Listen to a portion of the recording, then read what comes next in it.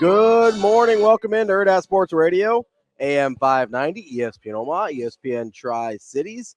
That's DB. I'm Ravi Lulla here on the Pillar Exterior stage. You can find us on Twitter, Facebook, YouTube if you want to see our bright and shining faces this lovely Friday morning. DB, how are you? Shoot, I'm still using Shine Down. I hope it's not bright. Is it bright? Yeah. Shine down?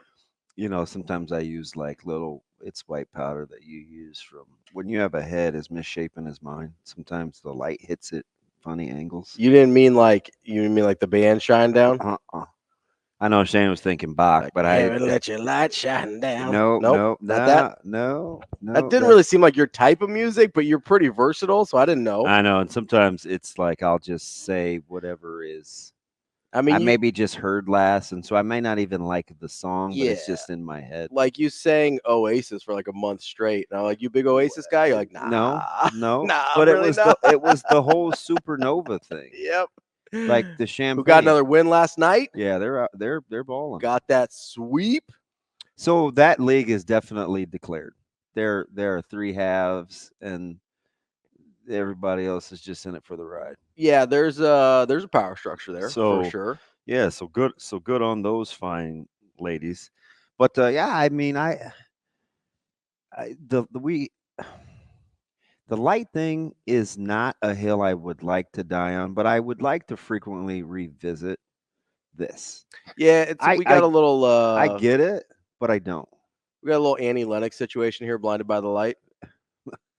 Wait, Shane, is that right, Shane? No, blinded. It's dude. Man for Man. That's Annie Lennox. Well, Man for Man sang it too, but that's Annie Lennox. Who's Man for Man? Is that like blinded by the light type of defense? Could be. Yeah. What did Annie Lennox sing? I don't know. Walking on Broken Glass. That's Annie Lennox. Yeah, and I said Vows, and you wanted to argue about that, and you ended up being right. Well, I mean, listen, you're two for your last two, but the Michigan State thing, I wasn't really like giving pushback to. I just like, oh, this would be interesting. But I mean, yeah, scoreboard. Annie Lennox scoreboard. That's fine. I mean, I'm gonna have to take a few. So I'll give a few. So here's what I've noticed on the music. Right here on the chin. Just take it right here. The loss. On the music stuff, Shane's beating me most of the time. Movies too. He's pretty sick. I've been better on the movies than Shane recently. You've been boning up a little bit. Well, because you got him on Walking in the Woods or Dappers or Dapers or whatever Vapors. What was the? I don't even recognize what we're doing here. What was the Sopranos thing yesterday? The episode? Pine Barrens. Barons. What he said Barrows. Walking in the Woods. I was like, I don't know what you're talking about. I was thinking of the old boy from Taken. Yes. Yeah. Liam. Yeah. Is it Tombstones? Shane, did he walk on Tombstones? Did he walk on Broken Glass? Was he Annie Lennox? Oh my gosh, I'm gonna lose my mind already. It's 7:05. It's too early for that. Well, I feel like I'm just juggling a lot of balls. I was thinking of Walking on Tombstones, and then I don't know where like the movie Tombstone. I'll be your Huckleberry. You haven't seen that movie with him? They're all the same, but basically he's tracking down. Yeah, he only makes one movie. Yeah, find a guy, kill a guy. Yeah, basically. Yeah. Which, like, hey, whatever works for you. I kind of like him though. No, I do too. He's like the gray was pretty sweet. That's the one with the wolves. Yeah, I'm pretty mad at the ending, but I didn't watch The Gray. So I read like 6 different variations of what we could have thought happened. Yeah, I wanted him to win. Yeah, I don't know if he did. He probably didn't. What? Why have to? I'm just saying it's Friday. Like man versus wolf is not really free to be positive. After I am positive. I'm pretty positive he got eaten by a wolf. After doing like 5 or 6 of those movies, he said he wasn't going to do another one like that, but he's up to like 10 or 12 immediately. Now. Yeah, you know why? Because paychecks. Yeah, he's probably doing okay though. I don't know what his lifestyle is. Yeah, okay, but like you'd be doing okay, and somebody comes up to you and say, "Here's $10 million. Do the exact same movie you've done before." You'd be like, oh, "Okay." It's probably low too. Yeah. Like, it's probably more than that. Yeah. I'm just saying. No, I'm with you. Like, you can have a lot of money, and $10 million is still, like, nice little. Just the lowlights. Fudge. Yeah, I get it. Like, people get out of bed for all sorts of things. I was planning on having a nice little quiet weekend. Yep.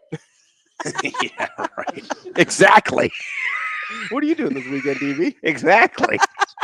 It's funny he used it. That's literally how it played out. Yeah, fuzz.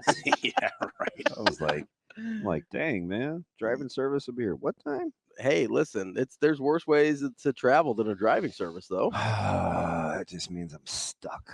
That's true. Percent in it. First world problems. Yeah, it's true. There's worse problems to have. There's still problems though. No, huge positive. Yeah. Like I don't have to worry about what to eat. You got taken care of. Yeah. Yeah. One of my players came over last night. He's fantastic. He came over and sat on the back deck. The two of us, we were solving all the world's problems. He's watching me cook and stuff, and I'm glad I'm losing one more mouth to feed. I'm like deep down. This is so weird. I'm elated that Caleb's going to be eating on somebody else's dime next year. Yeah. I'm absolutely elated.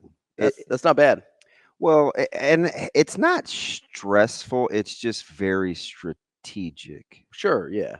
This time and that time and this and that and well, yeah, because we were talking about, and it has to fit because I'm not always going to run out and get, hey, hey, this is what we have to choose from. Mm-hmm. Let's do this. Well, because we were talking about Kristen Coggins yesterday or a couple days ago or every day. And she's so tickled. I tell her all that. I say, you have no idea how much this fits. Oh, vitamins, not a problem. Food schedule, not a problem. Oh, we're on it. Mapping out when he eats, it's annoying. You love to do that for a living? Air high five. Here you go. Take him. Oh, you mean this is your job now? Love it, dude. And that's just who he is. Like, yeah. Hey, well, you got to, right? 1120 or like 150 or I'm like, there's a reason she's better at it than the rest of the world, though. She's sensational. Speaking of support staff, can I listen? I'm not a conspiracy theory guy.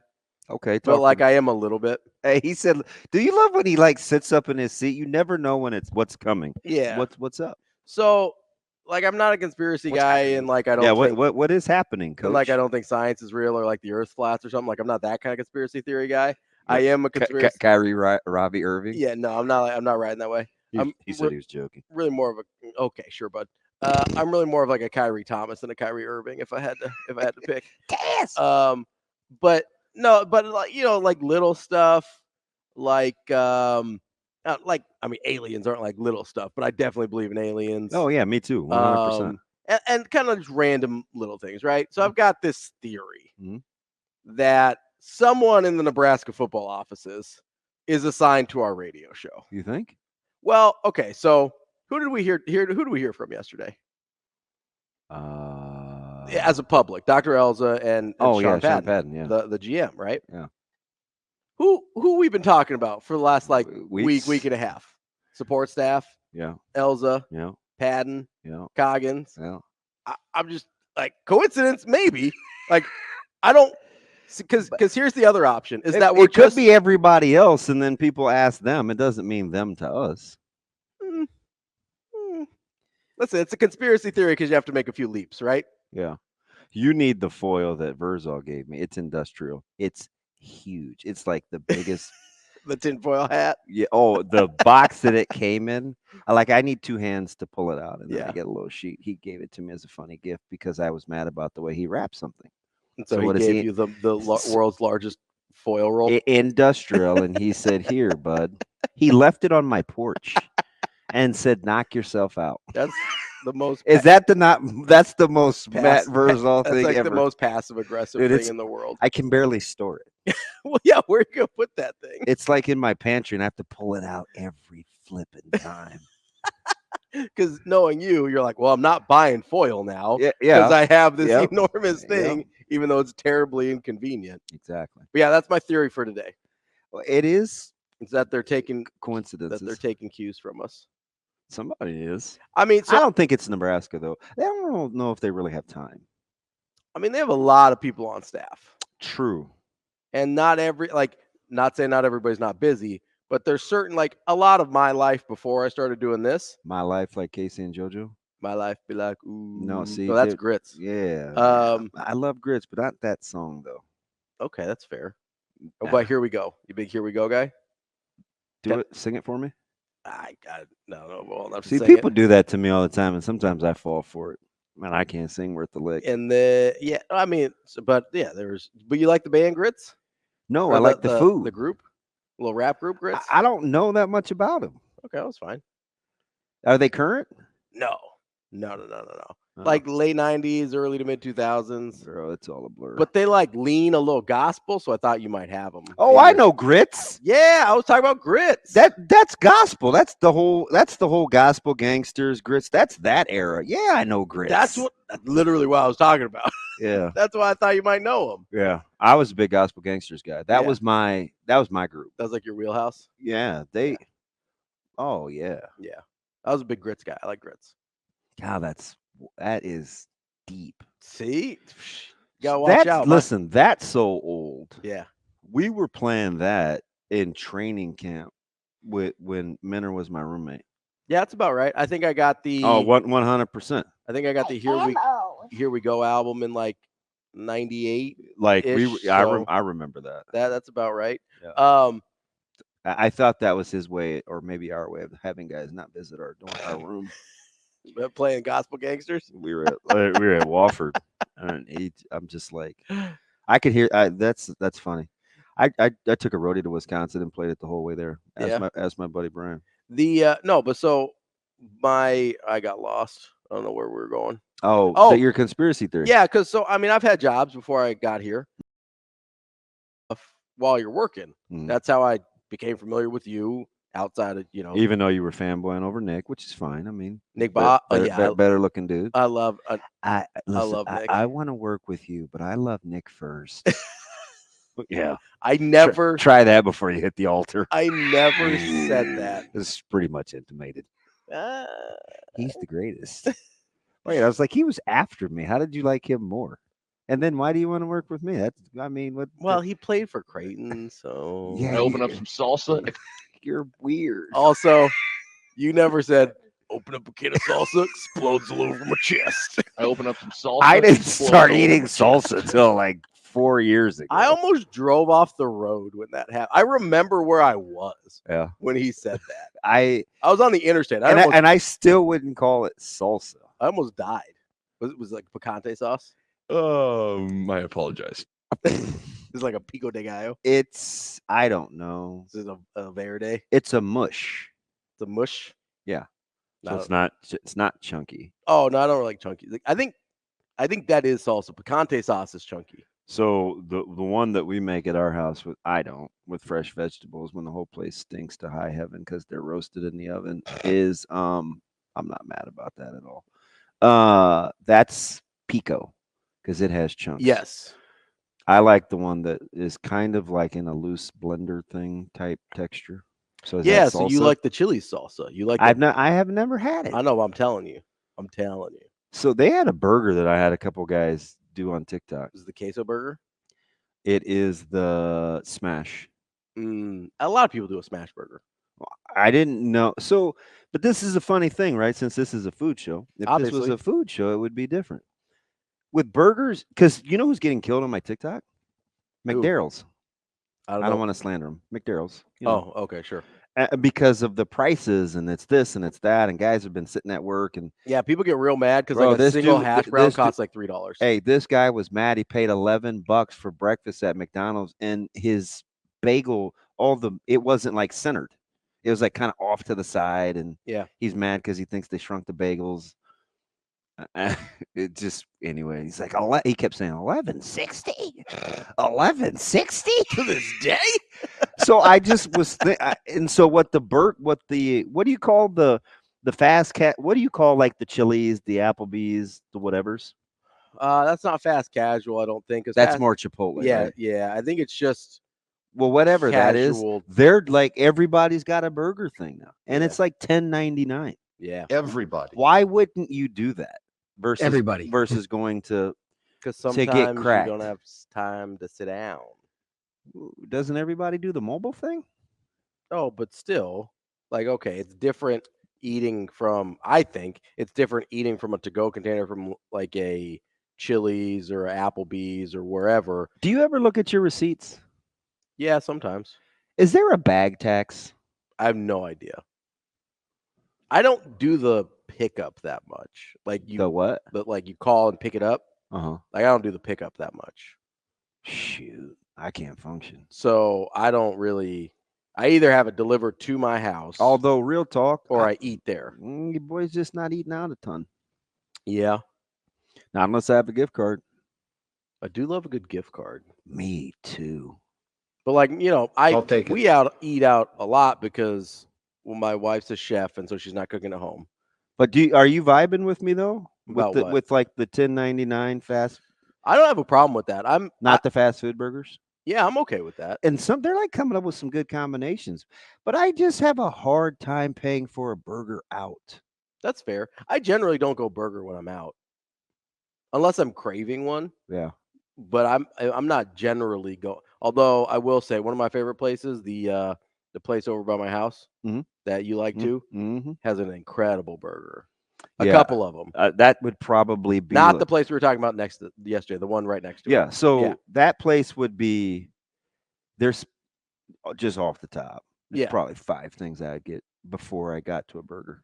Yeah, but we go there all the time because it's right by our house. And so did I tell you how I got turned on to that place? COVID. Oh yeah, you started getting to go there. One of the best. So there's like 3 restaurants that I go to this day because of COVID, and it was because of their takeout containers.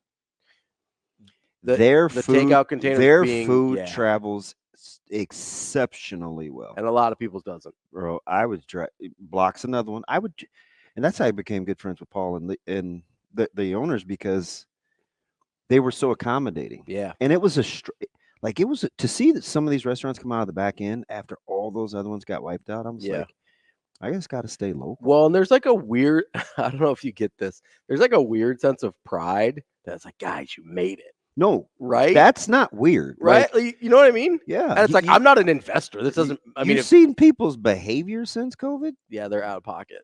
Let alone restaurants. Like, people are still trying to recover socially. They didn't have to interact with anybody face to face for like 2 years, and they forgot how to act like people. It's miserable. That's what we're here for. We're here to help educate, turn you into people again. So we went from a food show to, hey, where is Doc? We're self-help. You know what we're gonna say? We're gonna stop saying what we want to do, and then nobody will know what they should do. Yeah, exactly. We're gonna be all right. It's gonna be all right. Doc Sather. We could just make up stuff. We should start making up stuff. See who bites. I don't even recognize. No, because then our digital numbers will tank, and everybody be like, "These guys are always lying." It's not lying. They're called test balloons. No big deal. Pardon? They're test balloons. You gotta float one out there, see what happens. Is that a thing? Yeah, probably. I think science. We've come a lot further than test balloons, haven't we? Yeah, I think it's an outdated term, but I think it happened at one point. Whatever the hell it is. Seems relatively inefficient. I mean, I'm just saying. It depends on what you're going for. I don't think you're talking about balloons like helium. I think you're talking about more like the weather balloons that people are all, like the kind of fancy ones that are good to go. You know what I'm saying? No, me either. It's cool. Some people don't like it. I know it. Can we go back to something that Dr. Elza said? What's that? Which, by the way, now I am tracking with you with the with Sean Patton, because I talk about him. We talk about him all the time, and he is so. I'd never heard his voice before. He doesn't talk. He's not out in front. No, that's not what I expected him to sound like. And I think it's by design. Even his office is way in the back. Yeah. Oh, furthest away from everybody. It seems like now he is back there with some of the other recruiting guys, but yeah, it seems like he is one of those guys that needs to not be bothered because he's got too much going on. Okay, full disclosure. Now that he's out there, yeah, he's the guy that I was alluding to that I said should be an economist. Yeah. That had the huge board, and he sort of almost was that I didn't want to peek at, but I wanted to peek at. So the board, this is so childish, and I'm going to tell this story because you're just like, yes, I was sweating trying not to look. Yes, you ever done that? So I mean, we're talking. This is so stupid, but it's funny. He's sitting away. He's sitting to the same side as the wall, but you can't sit. You can't sit to his left behind him. Okay. You have to be facing him. Yeah. But the wall is next to him. So you're like trying not to side eye that. You're like thing. eye contact. You're like, oh my gosh, this is fascinating. I'm in heaven. But it's like, So you kind of do stick to the facts. You kind of got to go real casual. So you're like, okay, you kind of lean back and then you kind of lean over here. Yeah, he is. So sometimes like I'll just talk. Again, the same guy that I said. Sometimes you just want to be around him more because like you feel like you just got smarter. Yeah, and it's very, very casual. Yeah. He's the guy that said sometimes you have to take some self-inventory to see what you did wrong, and it hurts. That's who said that. That sounds like my 1% theory. He's, and the thing about it is, he's I wouldn't say mean-spirited, but he's very brief with his words. He came off less gruff than I was expecting. He's low-key's funny. Like I thought he was going to be more intense. He actually is. Right, but like in the press conference, he didn't really come off that way. Yeah, which is cool because I mean he's talking to us, but you should see it. He's a joy to watch. Yeah. So's Dr. Elza. I mean, I also thought it was funny because he kind of first of all, they both sound exactly like the rest of the staff. Like the language and the messaging. What does common language do? Yeah, it builds in, gets everybody on the same page. Builds in accountability. And it was hilarious because you're like, oh, I've heard that before. Oh, I've heard that before too. Oh, I guess everybody just talks this way. Oh, the players talk that way too. You get checked. Yeah, we will get more into Dr. Elza and Sean Patton, what they had to say yesterday from the Nebraska support staff. That was made available totally independent of anything that we had to do with anything. It's good stuff, though. That's pretty cool. No, I'm glad they were available because we haven't talked about them. I wanted to hear from them. Yeah, the floodgates open. Let's chat. That was awesome. We will set up the show. #fail. You didn't get the first segment in. Probably. I know. Probably next segment. Too many balloons. Hurrdat Sports Radio coming up next. We're back here on Hurrdat Sports Radio and 590 ESPN Omaha, ESPN Tri-Cities. We're live on Twitter, Facebook, YouTube, on the Pillar Exterior stage. That's DB. I'm Ravi Lulla. We are getting into a little bit of support staff here. Ironic that he's talking about how much, considering our off-air conversation, how much money from 1890 goes to athletes. Yeah.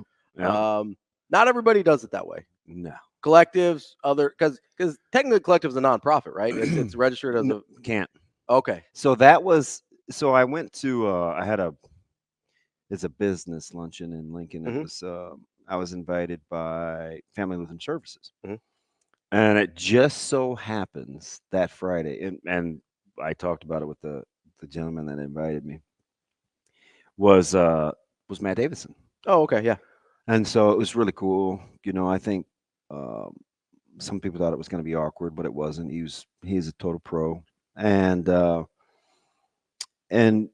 he said they originally had, this is what was crazy, because remember, the NIL rules are changing like literally by the minute. Yeah, it's very fluid. Right? And so originally when they filed as a 501c3, as a nonprofit. I thought they had, got their paperwork pretty quick. We're ready to go. Then they came back a couple months later and were like, no. Can't do that. Can't designate this entity as nonprofit. So it really kind of put you mean this isn't a write-off? No, it's a total giveaway now. Like, yeah, you just have to be willing to give it away. But to have him keep on top of the ever-changing world. And the thing that I like about their approach to it is they're going to do it until somebody tells them they can't, whether it goes in, however it changes. Coach Rule said this a month ago. Whatever happens next year, they'll adjust to that. But for right now, this is what they've got to do. Yeah. Right. We want to be here with this team in the Big Ten. We want to be here with this team in the Big Ten. We'll play the game. We'll play any game you want to play. Just tell us the rules. Yeah. And that's how I'm even like that with people, right? Well, you probably more than me. The minute you want to play that way? Fine. So you take it to another level. But like I think that's part of it. And he's a guy, he's 100%. It's so, do you know what my favorite thing about this? What's that? This is weird, but it gives me conversation starters because now it's out there. So it's not like because I remember the second time I went there, I was with Adam. Mm-hmm. We went up there on a Sunday with Jay, and it was just on a random. It had to be a year ago. Mm-hmm. Maybe more. I don't. Yeah, maybe more. And I didn't think he was still going to be there. I was Patton? like, yeah. I was like, because he's telling it was, hey, just help me get this started. Yeah. And I remember Coach Rule. Sean's doing his own thing. It's like Sunday at 4 something in the off season, but they're there, right? Mm-hmm. So I kind of mosey on over, and he's back there, and everybody, Adam and Jay stayed with Coach Rule. We were just talking, and he was like, I love it here. I didn't think I would. And he kind of joked, they don't like to spend too much time away from each other. Right. Mm-hmm. And I remember Coach Rule said something really interesting. He goes, I didn't get into trouble as a head coach until I lost Patton. Mm. And this was so early. Yeah. It reminded me of what Sat said about, he goes, every 3 or 4 years, I have to get back close to him. Yeah. It's good for me as a person. Yeah. And I was like, so there's that angle, then there's this angle. And I'm like, there is definitely legs to this whole camaraderie, common vision thing. Yeah. And that's why it never bothered me about the buddy this or the buddy that or the connection, because in big business, which is what this is, you ride with people you trust. Yes. And being able to kind of,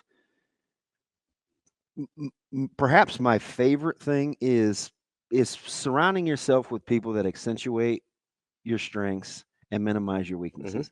But you have to be willing to go there, though. Well, because it can make you uncomfortable. Well, too. and you have to be aware of what your weaknesses are. So that's why I like what Dr. Elza said yesterday. He might be the most self-aware person she's ever seen. I'm not joking. So Coach Rule, yes, might be the most self-aware. And so, like, if you're self-aware enough to say, like, hey, this is where I'm not good. Do you know what I used to think it was? What's that? I was like, oh my gosh, Carolina, he's paranoid. Yeah. Nope. He's just self-awareness. Self-aware. He's like, oh, this is where I messed up. This is where I can get better. This is who can help me do that. She said it better, but I would say to you and our listeners and stuff over this I'm like, the chess checkers thing, that's his self-awareness. The discernment, that's self-awareness. He's pitting it against his immediate surroundings and how it vibes with him. That's why he processes information so fast. If you're more aware than other people, you're going to come off, whether you are or not, and he probably is anyway, but you're going to come off as dramatically smarter than everyone else. You want to go back to the box in the middle of the floor example? Yeah. What Dr. Elza say? How many people would walk over that?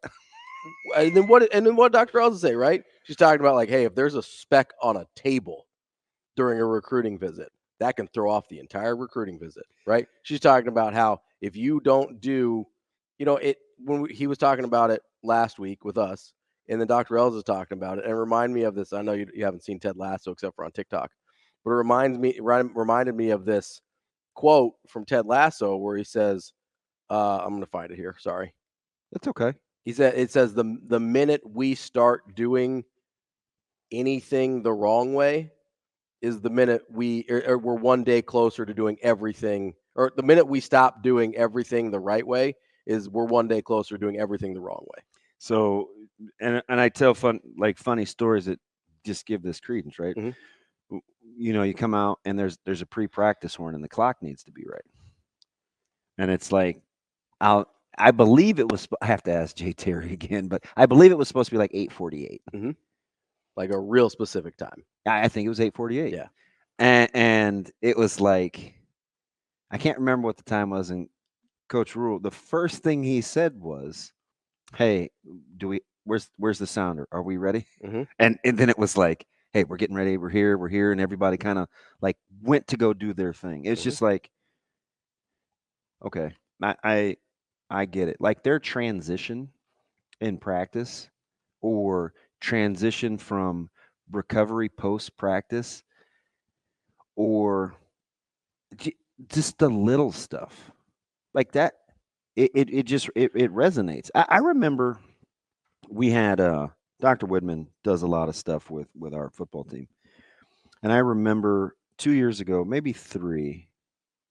We have what's called Wizard Wednesday with Doc Morbeck. Mhm. Dr. Woodman was speaking after, and one of our players just kind of got up and addressed the room, the podium, took the podium. He usually always told a joke. Mhm. It was Cole Haberman, Kate's little brother, and he like just dressed the room down about the locker room. Mm.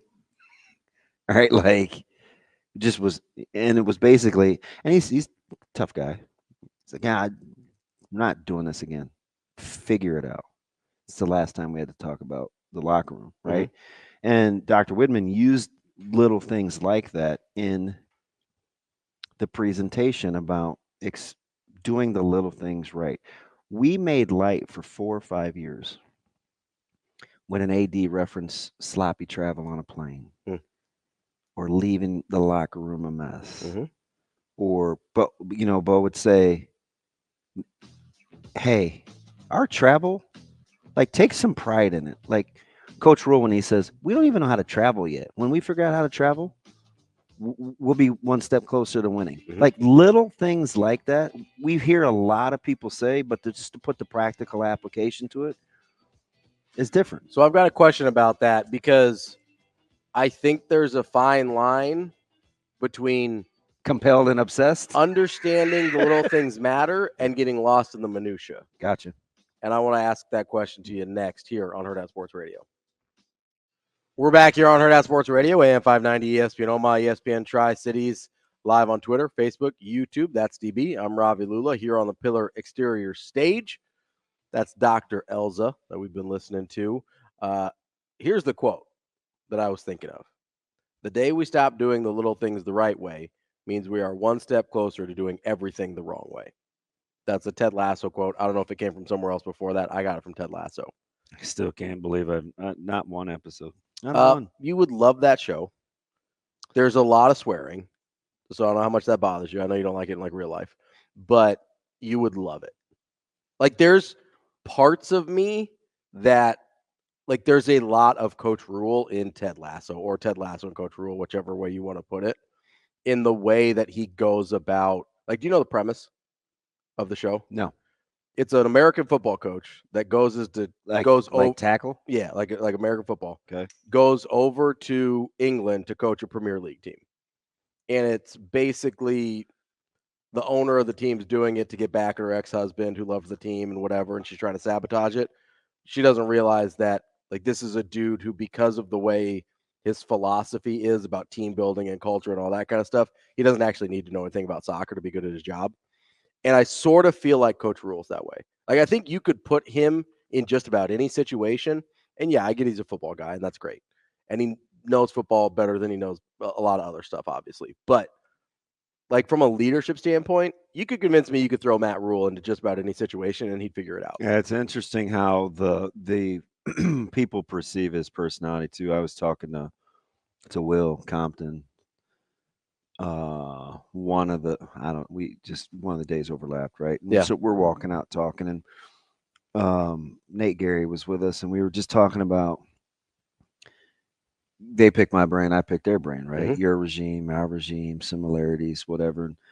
And Will goes, "Wow, there's some expletives in there," but the gist of the gist of it was, and I think I told you this at some point off air. He goes, he just doesn't miss a thing, right? Whether that self-awareness that Elza was talking about. She talked about his environment. Yeah, it's and I only know a couple of people like that. And it's like,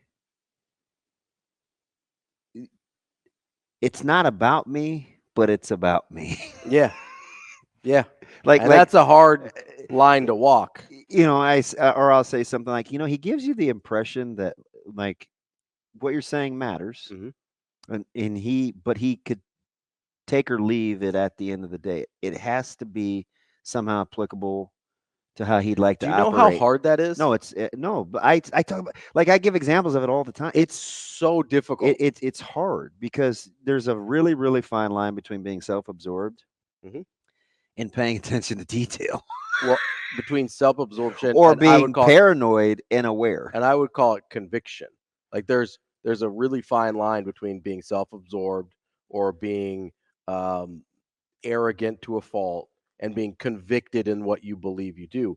And that fine line is when you are wrong, it's the self-awareness to know, oh, that's a better idea. Yeah, I guess I go back to way back when he first got here. We did the sit down in the summer. And he pretty much let me ask him anything, right? Because there's no there's nothing. Yeah. We're just talking. I mean, a lot like last week, like we didn't send questions to him. And it's like, and he probably prefer that. Yeah. But, I said, how do you not, like every job is different, but you've had some success in rebuilds. How do you not get to be plug and play-ish? Right. Like, oh, hey, this is the system. This is what we do. He's like, well, number one, you have to understand where you are and what the job entails. And I just was like, duh. But when he said it, I didn't think of it in the terms in which he gave the rest of the answer. He said, then you have to figure out where it's applicable, what my skill set is, and then I have to assess what I need. So I was like, what does that sound like?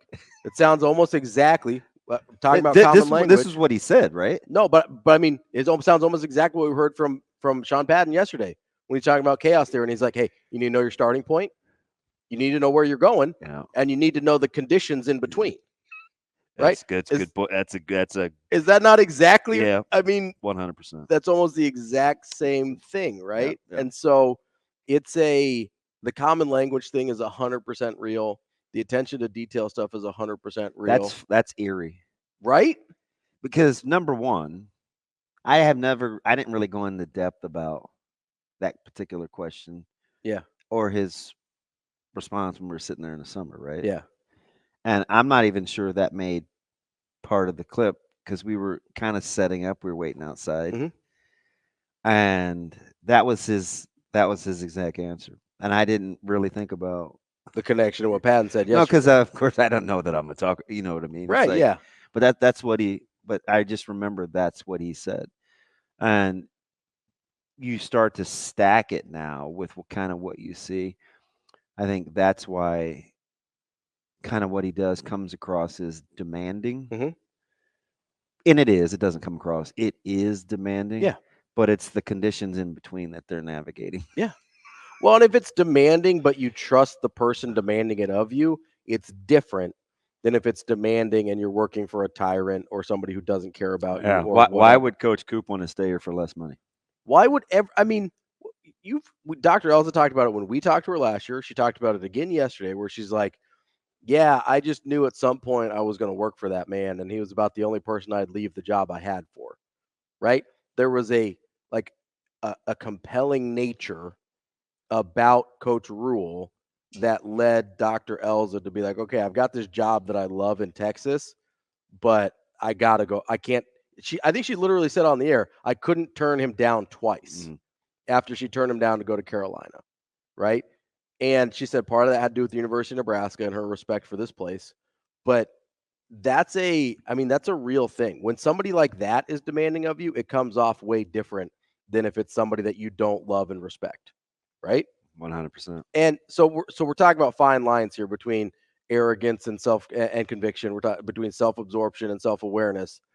But I've been thinking a lot about, since we talked to Coach Rule last week, about the fine line between attention to detail and getting lost in the minutia of it, right? Because that can be really easy, I think. And I don't know the answer here. How do you prevent that from happening? Because if you do care about every speck of dust on a table during a recruiting visit, and you do care about every box in the hallway, like, how do you not get lost majoring in the minors? I know it's I think real time it's definitely a skill, right? But I've worked for some, and it's, like just having this conversation, it's always kind of the higher level thinkers that I apply this to, right? So I think of guys like, Jay was like that Noddle, right? And it was kind of intimidating at first to a degree. Coach Frank's a lot like that, right? You'll hear me talk about off air, like this demeanor where it's like, is he sizing me up? Is this good enough? Coach Rule will do this. He's kind of studying. Is he surveying? Is this one little thing wrong? Coach Samanji said something the other day. We were talking to a couple of players. This is just quiet. And then we had a meeting at night.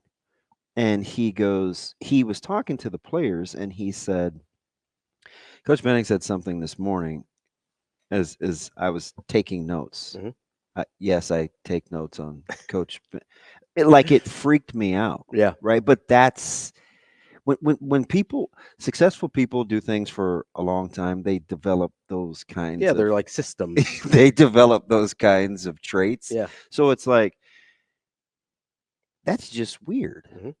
But I've said that about all the aforementioned. But they all have these things that are in common where they're highly productive when you give them time. So it clearly what they're doing works. I don't know how they keep from being consumed by it, because some of those habits that I try to exude can kind of come across as OCD. Sure, yeah, like Right. like obsessive, right? But I go back to that like commitment continuum that he talked about way last year, about how you need to get to the point where you feel compelled without being obsessed, because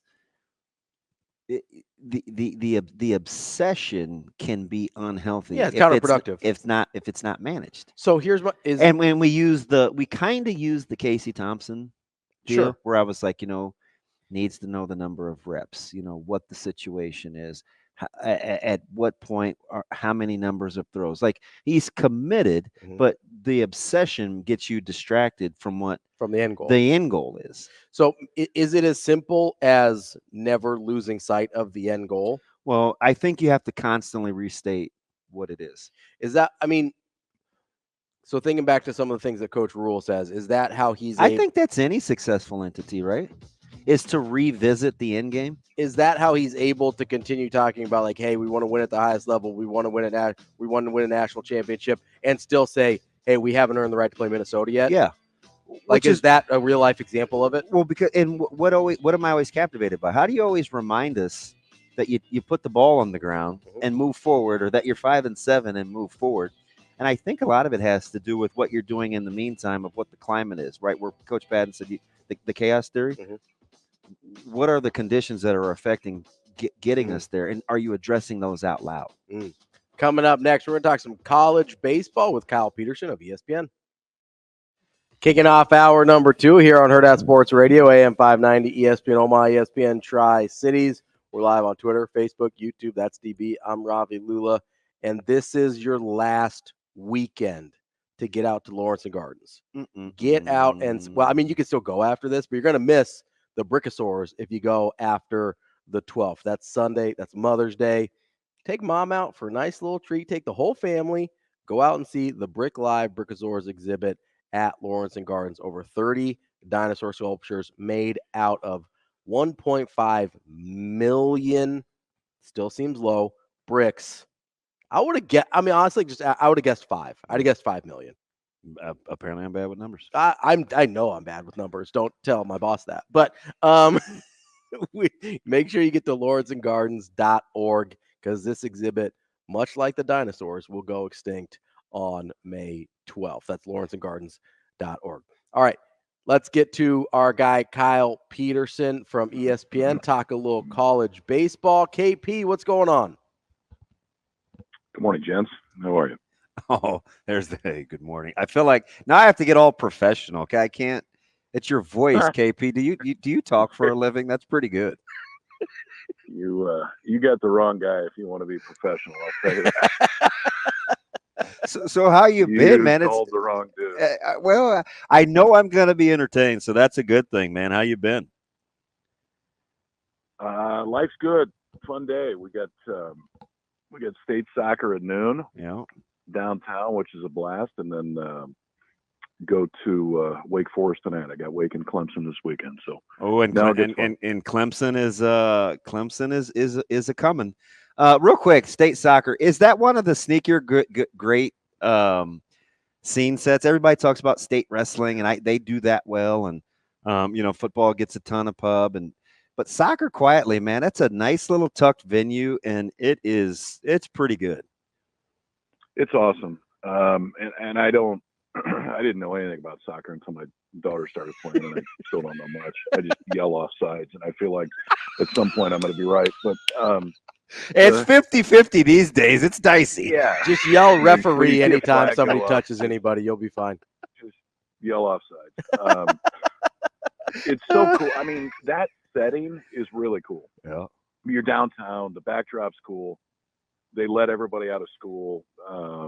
My daughter goes to Marion. They won in a shootout the other day, and all the girls ran behind the goal for the shootout. And it's a really cool event. And 5 years ago, I never thought I'd say that about soccer. But I mean, that being said, I went to the Union game the other night, on Wednesday night against Sporting, and that was awesome. Like, this is actually turning into a pretty good soccer town, and I'm not sure what I'm turning into right now. Well, you've had to go through a couple transitions, right? Little hoops, little baseball, a lot of golf. Now it's like, you're in the soccer world too. It's like, isn't this how you drew it up? Yeah. This is pretty much it. Yeah, we'll see what comes next. We get into dance, and that's probably when I check out. But for now, we're okay. Not a baseball player to be found among the bunch, huh? No, they won't even watch it with me. That's tough. I apologize, KP. That's a little tough. Speaking of watching, though, you said you're going to be out at Clemson, Wake Forest this weekend. That's a really good matchup of a couple really good teams. Out of the teams you've seen so far this year, who have you been most impressed with? A&M, and I saw them on a bad weekend, and that's maybe why I'm so impressed. They kicked it all around. Still had a chance to sweep LSU. They got beat, I think, 6-4 each of the first 2 days, and then won game 3. But I think A&M is, aside from that weekend, they've been really good defensively. Offensively, it's a joke. I mean, the top to bottom, they're, I would say, as good as anybody. There's probably 4 or 5 offenses you would point out, but they're definitely one of them. I think they pitch it enough. It's not Arkansas staff. Arkansas staff is incredible. A&M doesn't have that, but I think given their offense, they've got enough, and they throw a ton of strikes. So if I had to pick one, I'd probably pick A&M, but I would say there's 6 that you can throw together and say any one of the 6, I think you could make an argument for. So this one gets interesting. I didn't even know you were going to be at Wake Clemson, but it kind of fits the discussion, right? Because Clemson's playing well. They're up in D1 rankings polls after A&M's weekend, and here comes Wake Forest again. I don't know how many they've got in a row, maybe 11 or 12. I know they're on a heater a little bit. But what are you looking forward as Wake appears to be rounding into form? You know what you're going to get from Seaver and Jake, but staff's starting to settle down too. Yeah, so I think the thing with Wake, I had them probably a month and a half ago against Virginia, and their bullpen was not healthy. I mean, they had, I think, 3 guys at that point that were dudes that were out. They got them all back. They lost Nick Kurtz for 2 weeks with kind of a funky shoulder deal, but now he's good. And I think Wake is now the team that everybody thought they would be at the beginning of the year. Clemson is too. I mean, 6 straight. Clemson's I apologize. Really 6 straight. Yeah, but Damon, they were 4-8. I know. That's at one point. How about that start? I was like, wait, what is going on? But they're right now, and they can absolutely play themselves into a host. I think they can play themselves into a top 8. I don't know they need to, but ballpark effect helps them. They play. I mean, most teams play really well at home, but Wake plays very well at home. So if they can get to the national seed component, it's big. And obviously this weekend's huge. I mean, you're playing a top 5 team. Clemson is a legitimate, like, if you pick those 6 for me, Clemson's in that 6. So it's a weekend to turn some heads, honestly, on both sides, because it's 2 of the best teams in the country. Talking with Kyle Peterson of ESPN covering college baseball. Kyle, kind of a more general question from me here before I get into a little bit of the nitty gritty. You see teams like Indiana State and East Carolina and UC Santa Barbara and Dallas Baptist and all these teams that you don't really see at the top of any other of the major college sports, right? Is that good for college baseball that there's sort of this equal opportunity, no matter who you are and where you're from, to be competitive at the highest levels? It's kind of contrary to the baseball economics, isn't it, too, with the scholarship distribution? Yeah, it's funny. This was years ago when Rick Vanderhook was the head coach at Fullerton, and we were talking about expanding scholarships, and this is pre-NIL. And he looked at me, he's like, I don't want scholarships expanded. I'm at Fullerton. Like 11.7 that's what we can fund. That's it. And if we go beyond it, everybody else has an advantage. And obviously the world has changed since then. But to your question of those teams, yeah, I mean, look historically at some of the teams that have won it, that have been here: Fullerton, Rice, Coastal. Like, we're not talking about Fullerton, Rice, and Coastal in any other sport. But in for whatever reason in baseball, and it's not annual. I mean, Fullerton's a very different team than they used to be. Rice is a very different team than they used to be. But you can make a run. And I think that athletic departments have seen that across the country, to where I would say the financial input that you have to do to potentially get to that point is very different than football and basketball. Now, the eyes are different too, but I think it's great. I mean, I love those types of teams that you named that legitimately have a chance. East Carolina is another one. East Carolina hasn't been here.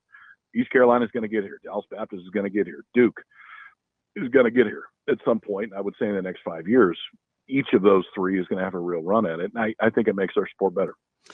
KP, let me ask you something. And it's not just because I'm sitting next to a Seminole honk, but so Florida State kind of has recovered from a couple of Martins, right? And Link appears to have them back to kind of how we think about FSU. When you look at and it's maybe turnaround's too strong a word. I'm not sure what word you would use, but their resurgence, I guess, level of surprise that they were able to turn around so quick, or because it's FSU, Link made sense? I would say yes and yes. Honestly, I think Link is really good.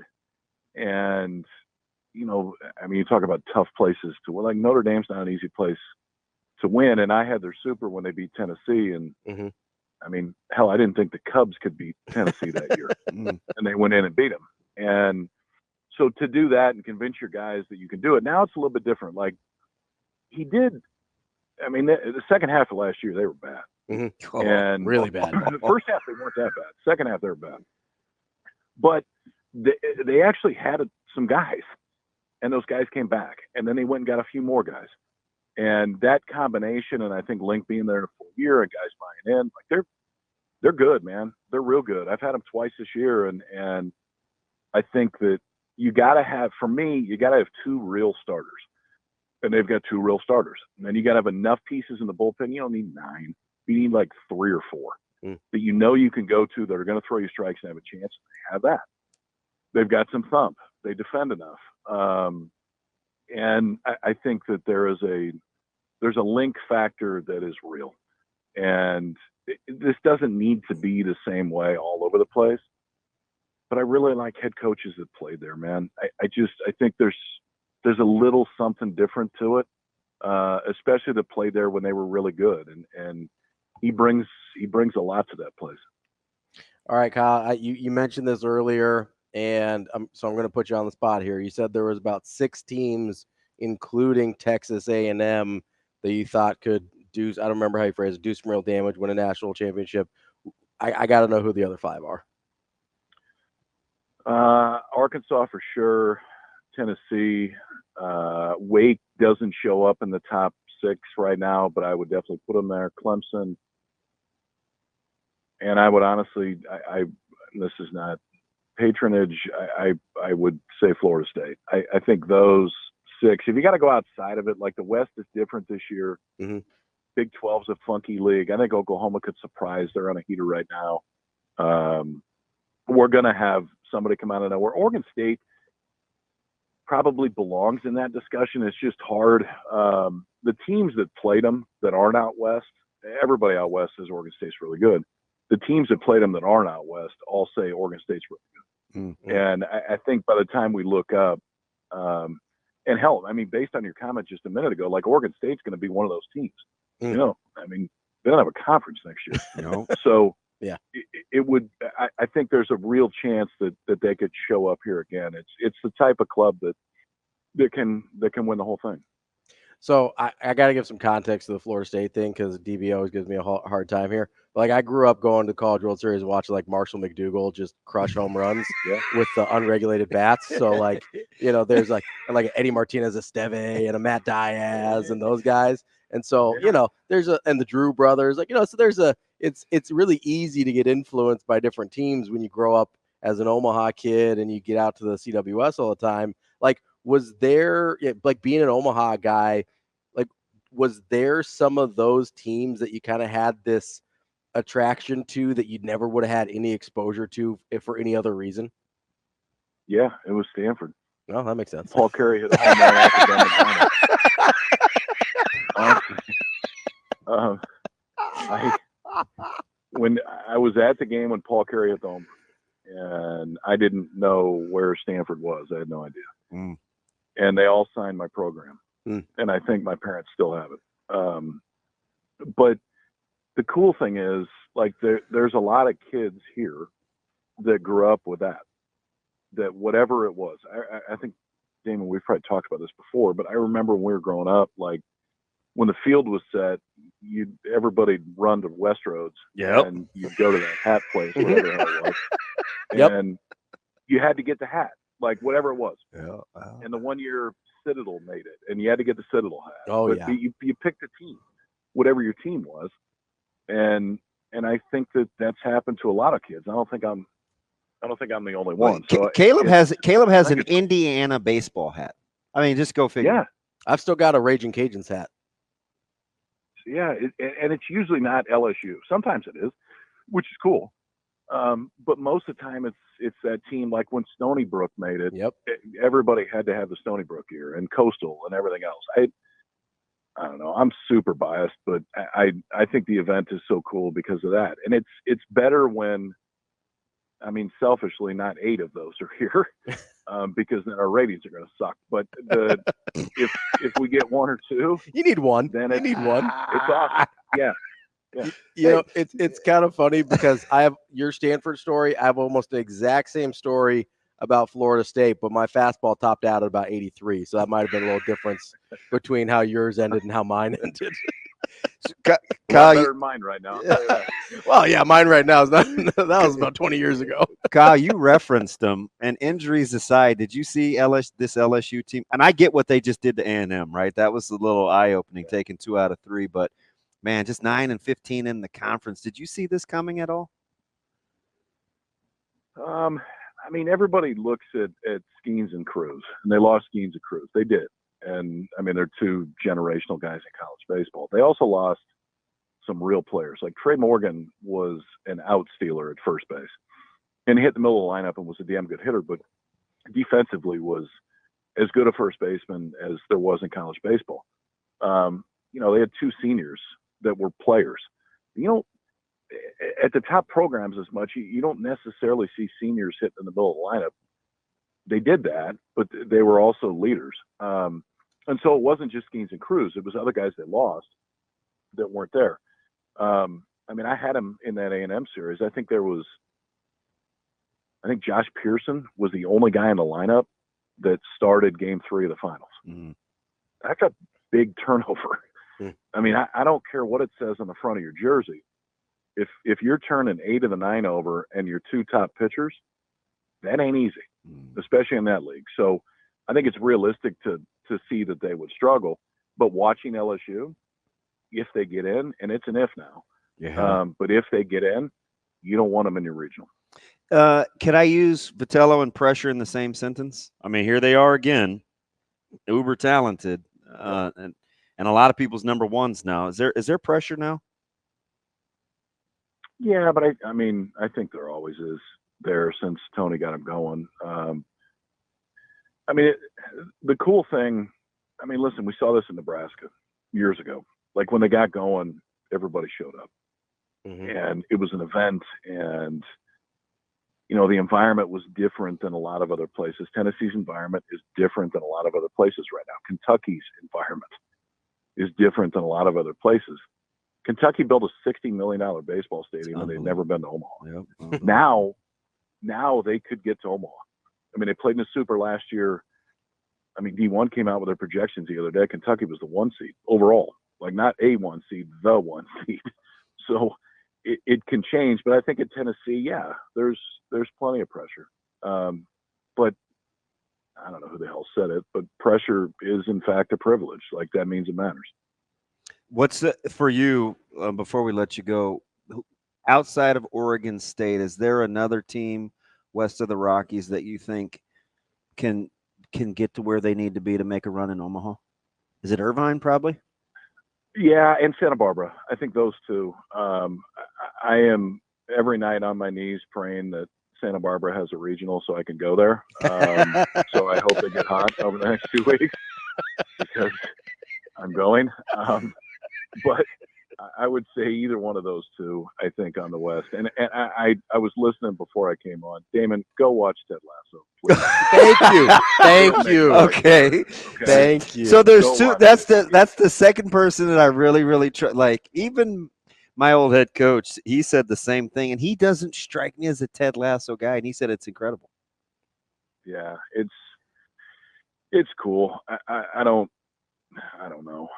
There's something about it that, I mean, the guy's a hell of an actor, but the story component, the way that it comes about, the fact that it's sports, but it just kind of happens to be sports. I think you'd enjoy it. It's good. Man, my man. All right, KP, we appreciate it, and hopefully we'll run into you here in, I guess we're just about a month away. Now you're going to have me cheering for Santa Barbara for you. Yeah, come see me in Santa Barbara. Let's do that. One of these days, he's going to be rooting for the Hawaii, you know, just be like, get that regional, baby. Let's go. Come on, Rainbows. You got it. I'm incredibly selfish, but I'm okay with it. Kyle, we appreciate it. We'll talk to you again soon. Thanks, KP. Bye, guys. That's Kyle Peterson of ESPN. I love it. I love the, I like the honesty there, right? It's like, hey, I'm rooting, not rooting for an Oregon State. I'm rooting for a Santa Barbara. He does not. That is that's the second surprise. Is that right? Surprise. So I didn't even know Coach Frank watched television. Yeah. Outside of I've only talked to him like twice, but he seems like a guy that would love that show. Really? Yeah. I'm around him and I wouldn't have guessed that. That's because you haven't seen the show. Oh, good point. Yeah. Good point. He strikes me as the type of person that would think TV is a waste of time if it's not the Steelers. So You were only around him a little bit. Yeah, I've only been around for a couple minutes, a couple times. Did you overlap much at my house? A little bit. Yeah. Just a little bit. Yeah. And then I talked to him. He's trying to bully you. Everybody tries to bully me. I don't care. It's really hard to bully somebody who just doesn't give a rip. Yeah. Like it's hard to do. Like you were talking about how your boy was getting bullied by a couple of your ex-teammates about what he was drinking. Oh, Mr. Whiteclaw? Yeah. Or High Noon? And who came down with a High Noon and didn't give a rip? This guy. Yeah, T. Phrase is merciless. Don't care. I'm going to drink what I like to drink. You know what tastes good? Fruity drinks. Wow. Delicious. Hey, Shane, do you feel validated over there, bud? Delicious. Shane's like, go, Ravi, go. No, I'm just thinking of the best T-phrase line ever. Ain't nobody that can do it like you can, 2-1. No, that's Coach Gill. Oh, that's Coach Gill? Yeah. Wow. The other black quarterback. Oh. See the other black guy, Shana? I know you only know 3 of them, and one of them sitting here. But ain't nothing to it the way you do it, 2-1. Next time it's going to be like, was that Tommy Armstrong? Or would you see the beef photo out there? And Shane Yeah, was like, Shane was like, oh, is this T. Phrase? Is that Turner? If we weren't on a network right now, we'd be so long in the break. I'd be hitting commercials. Stop, set, go, get us out of this. You mad? You mad? You You seem mad. You're gonna be all right. I am bad, and they know I'm bad. No, not bad. Mad. I cannot stop Mad. Peaky Blinders to start. No, finish Peaky Blinders. I don't have that type of capacity. I mean, listen. And so we're so thick in the sports. So you're gonna be man. You got time. I know off-brand hours too. You got time. Yeah. You don't sleep ever, so Yeah, just finish Peaky it's Blinders. been exceptionally poor too lately, and I went to bed last night, man. So Finish Peaky Blinders and then watch Ted Lasso. So here's the thing about Ted Lasso. I'll tell you and this seems dumb about a television show. But I'm being totally honest. Just gonna preface this. Yeah, I know it sounds stupid. After watching, especially the first season, because I binged the first season because it looked dumb to me. I was like, I don't want to watch this. This seems stupid. And then I finally did because it was COVID and I didn't have anything else to do. And I was like, fine, whatever. And enough people had told me that it was good. By the time I watched the end of that first season, I wanted to be a better person because of the television show. Like, honest to God. Huh. How many episodes in the season? It's like the first season's either 8 or 10 and the last 2 are 12. So it's pretty quick. It goes. And they're 12 is a lot. Come on. It's like you're talking about 30, 32 total episodes. All right. And a lot of them are like 30 minutes. So they go quick. Some of them are a little bit longer, but it goes quick. You'll plow through that thing, and it's worth it. I promise. Coming up next, we'll talk about something. Probably not television, but maybe. Who knows? That's DBM Ravi, Hurrdat Sports Radio. Halfway through the show here on Hurrdat Sports Radio, AM 590, ESPN Omaha, ESPN Tri-Cities. We're live on Twitter, Facebook, YouTube. That's DB. I'm Ravi Lulla here on the Pillar Exterior stage. And I got to tell you, it's time to go to provolleyball.com and get your tickets for the PVF championships right here in Omaha. Semifinals are on Wednesday. The finals are on Saturday. Omaha is locked in to play on Wednesday. They will be playing in the PVF championship. Make sure you go out and support your professional volleyball franchise right here in Omaha. They got a win in their last home match of the season last night. Got a nice little clean sweep of Columbus. Make sure you go out and support them as they try and become the inaugural champion in the Pro Volleyball Federation. That's provolleyball.com to get tickets. You got single session or all session tickets available at provolleyball.com. Calling us in, one of my favorite callers, mostly because of the T-shirts that he's got for his kids. Asian Wyatt on the Hurrdat hotline. Wyatt, what's going on, buddy? First of all, thank you for giving me the moniker Asian Wyatt. Appreciate that. Listen, Shane puts it on the thing every time, except for he spelled it wrong. He spelled it Asayan Wyatt. There's an extra A in there, and that's like I don't know what's happening. And there's there. 2 S's in Lasso too, right? Yeah, there is. Yeah, you can go AZN. That'll work also. Is that like Asian season, like SZN, AZN, SZN, Asian Or season? Notorious. One of those. Oh. Oh, what's up, buddy? Anyway, Damon, yeah, you probably like Ted. I mean, because at its core too, it's a Ravi, you tell me if I'm wrong on this too, that it's a show about a father and son issues and relationships as well. Really? Amongst a lot of characters. So it's about and I know you're about fatherhood and things along those lines, and that it's a good show about that. And I'm not about fatherhood, and I still like it.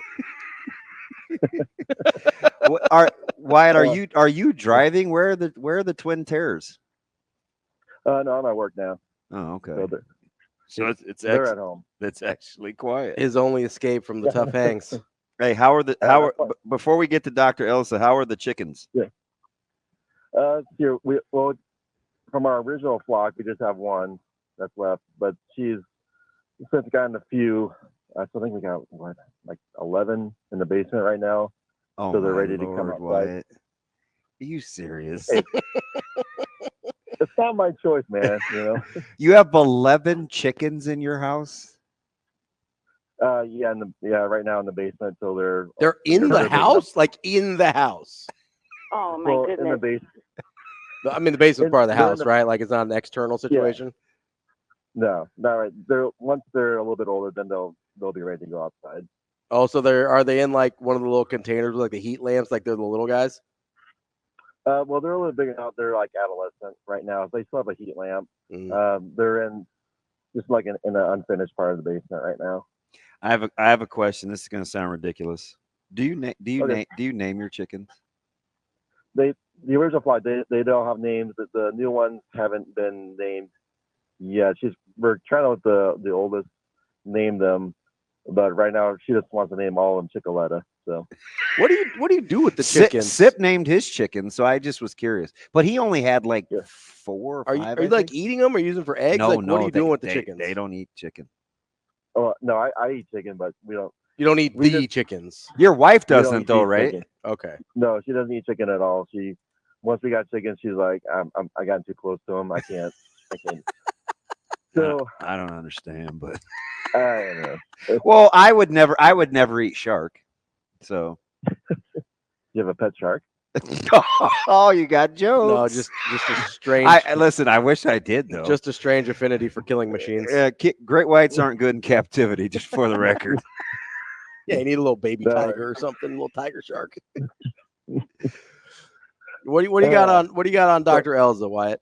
Oh, okay. No, I just say that she continues to impress because I remember when Damon, I think when it was you and Andrew had her on and interviewed her, and that was the first time I heard her, and it was like, is it weird that right now, and I love my job, but do I want to quit my job and go work for her because I feel like she's gonna make me a better person? Yeah, because it was that impressive. It's just weird, Wyatt. I hate to. I don't know. I guess I'm drinking whatever's being served, but I think I trust myself that I've been around long enough to be able to discern between just a good talker and somebody that's actually about it. And I'm with you. Like, I just feel like you have to function at a high level in that environment. And I think you'd be better for it. I just, it's in all facets, support staff, recruiting, like everybody's game is elevated. I almost feel like, because I know that, I mean, to an extent, the football program has an influence on the state. And I, firmly believe that when Coach Osborne was head coach, that his personality had an influence on the personality of the state. Yep. And I feel like this staff could have an influence on their work ethic on the state. So you're vibing with me that if he ever wins at a high level, it would be. I use the word dangerous, but that's that has a negative connotation. But it would be because he's such a good orator. Like, he would just be speaking things into existence, and we'd be like, "Oh yeah, what he said." Right? Like, I could totally see that being the case. It would be the spark for the fuel that's there. All right, buddy. Don't work too hard. I have a feeling you're going to tell me you won't, but don't anyway. I do my job well. No, I do have one more question. Do we have any good restaurants out here? Are you getting out much yet?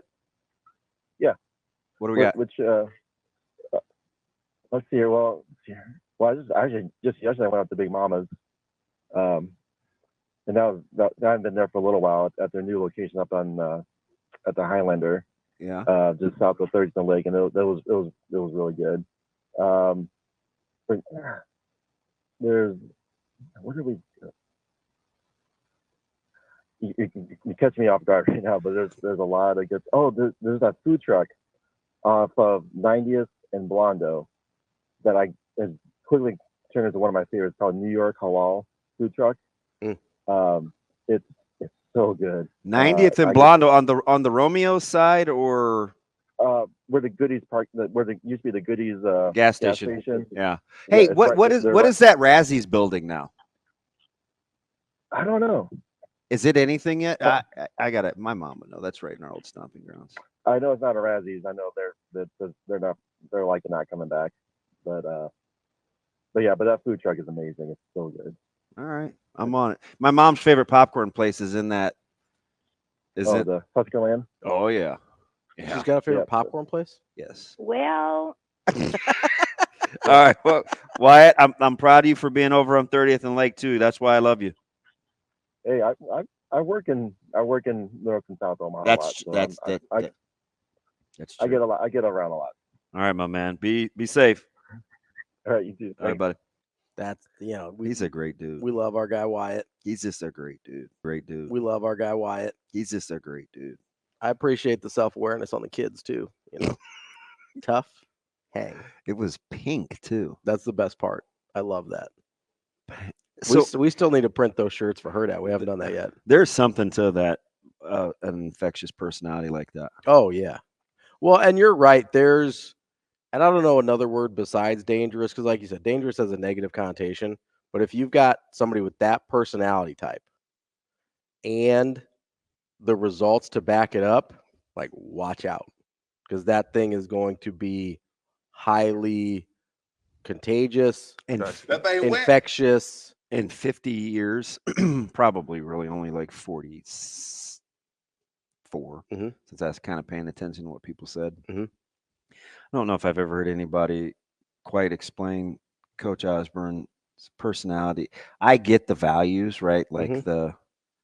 because people still, depending on what side of the ledger you're on, get mad or are pleased thought, about whoa. like his Influence ideology. or supposed or Yeah. perceived influence. I don't know if it's real or not. Maybe But it is. I wondered, like real time, like are we like Coach Osborne, like as a state?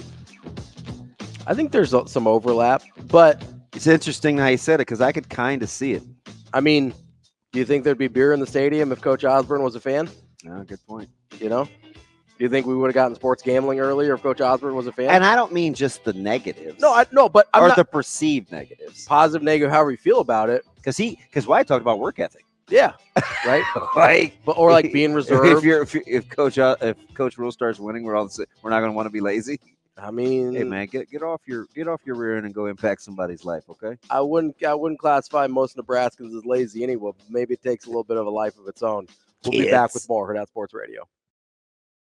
Wrapping up hour number 2 here on Hurrdat Sports Radio, AM 590, ESPN Omaha, ESPN Tri-Cities. We're live on Twitter, Facebook, YouTube, here at Hurrdat Sports Bar and Grill on the Pillar Exterior Stage. That's DB. I'm Ravi Lulla, and we are reminding you about our friends over at Team Jack Foundation. TeamJackFoundation.org is where you can find all the information you need to get involved with this incredible organization, so closely tied to the Nebraska football program that we know and love. They have one very simple but by no means easy goal, and that is to find better treatments for childhood brain cancer and one day a cure. You can donate directly on the website, or you can figure out what events are going on, and you can figure out what projects they are helping to fund with the over $12 million and counting that they've raised to date for childhood brain cancer research. That's all available at teamjackfoundation.org. All right, DB. All right, Ravi. Hey, what are we doing?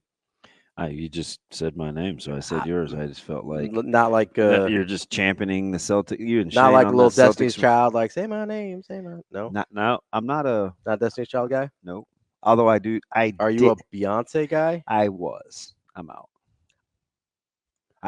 At the time, my favorite was Kelly. I've never been a huge Beyonce guy. Yeah, you and Sabir. To me, it's like it's the music. I don't understand the infatuation with her music.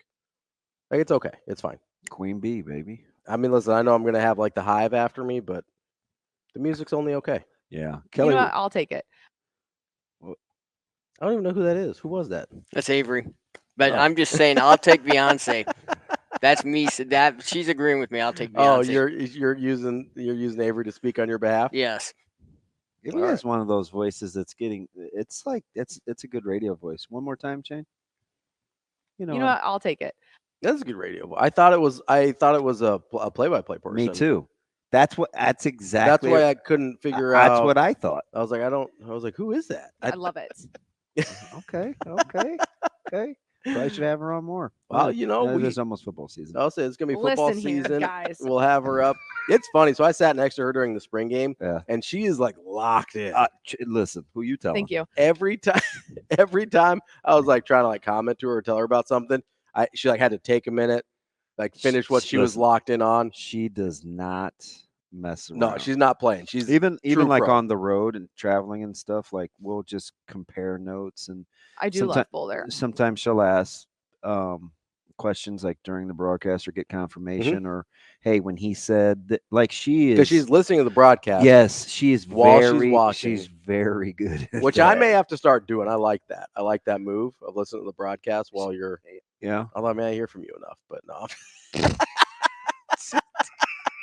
beautiful. It's awesome. What's wrong? She had to be tickled this week with soccer. Oh yeah, so she was at Union. I mean, a lot of the crew, the Hurrdat crew was at Union Omaha this week. She was out at Supernovas last night with a bunch of the crew also. I mean, it was. You didn't tell me. You should have let me know that. I didn't realize Kyle has so much snark to his game. Kyle Byers? Yeah, our Kyle. Our Kyle? Yeah. Kyle's kind of sneaky quick. Yeah, he's low key. Like you wouldn't guess it, but he stays on top of it. He's a cool dude. Also, incredible what he does. Oh, dude. The videos and stuff that he made. So so you know what's funny? This is another thing that I like about our team. And I think a lot of it is obviously I have to look at the leadership. But so I was remember the Titans attitude reflect leadership, Captain? Well, I was giving Avery credit, right? And she goes, "That's not me. That's Kyle." Yeah. Right. And I was like, "Oh, well, Kyle's a stud then." It's funny. Every time you try and give someone on the team credit, they're like, "Oh, no, actually, this person did that." Yeah. Or, "Oh, this person helped me out with that." Because there are so many things that take particular skill sets, like editing or the actual production or the quality of a film. Like, I'm not great with a camera, right? Yeah. So we're sitting next to a guy that takes a lot of pictures. I'm like, "Hey, can you make this look good and send this over to me?" You know what I mean? Like, yes. 100%. Everybody kind of has their things that they can do. Yeah, we're just a couple of ding dongs that talk on the radio every morning. Well, you wait till I figure out how to turn on the buttons. It's about to be on and cracking. On and popping. As soon as I figure out them buttons, it's only been 50 years. I don't know when that's coming, but now, in my defense, okay, man, I tell you, go figure out them buttons one of these days. Boy, you watch out. See if your teeth loosen here in a minute. The thing is, it is overwhelming back there. Oh no, there's a lot going on. I'm afraid to even go back there. Yeah, I wouldn't touch a thing. I would never, not in a million years.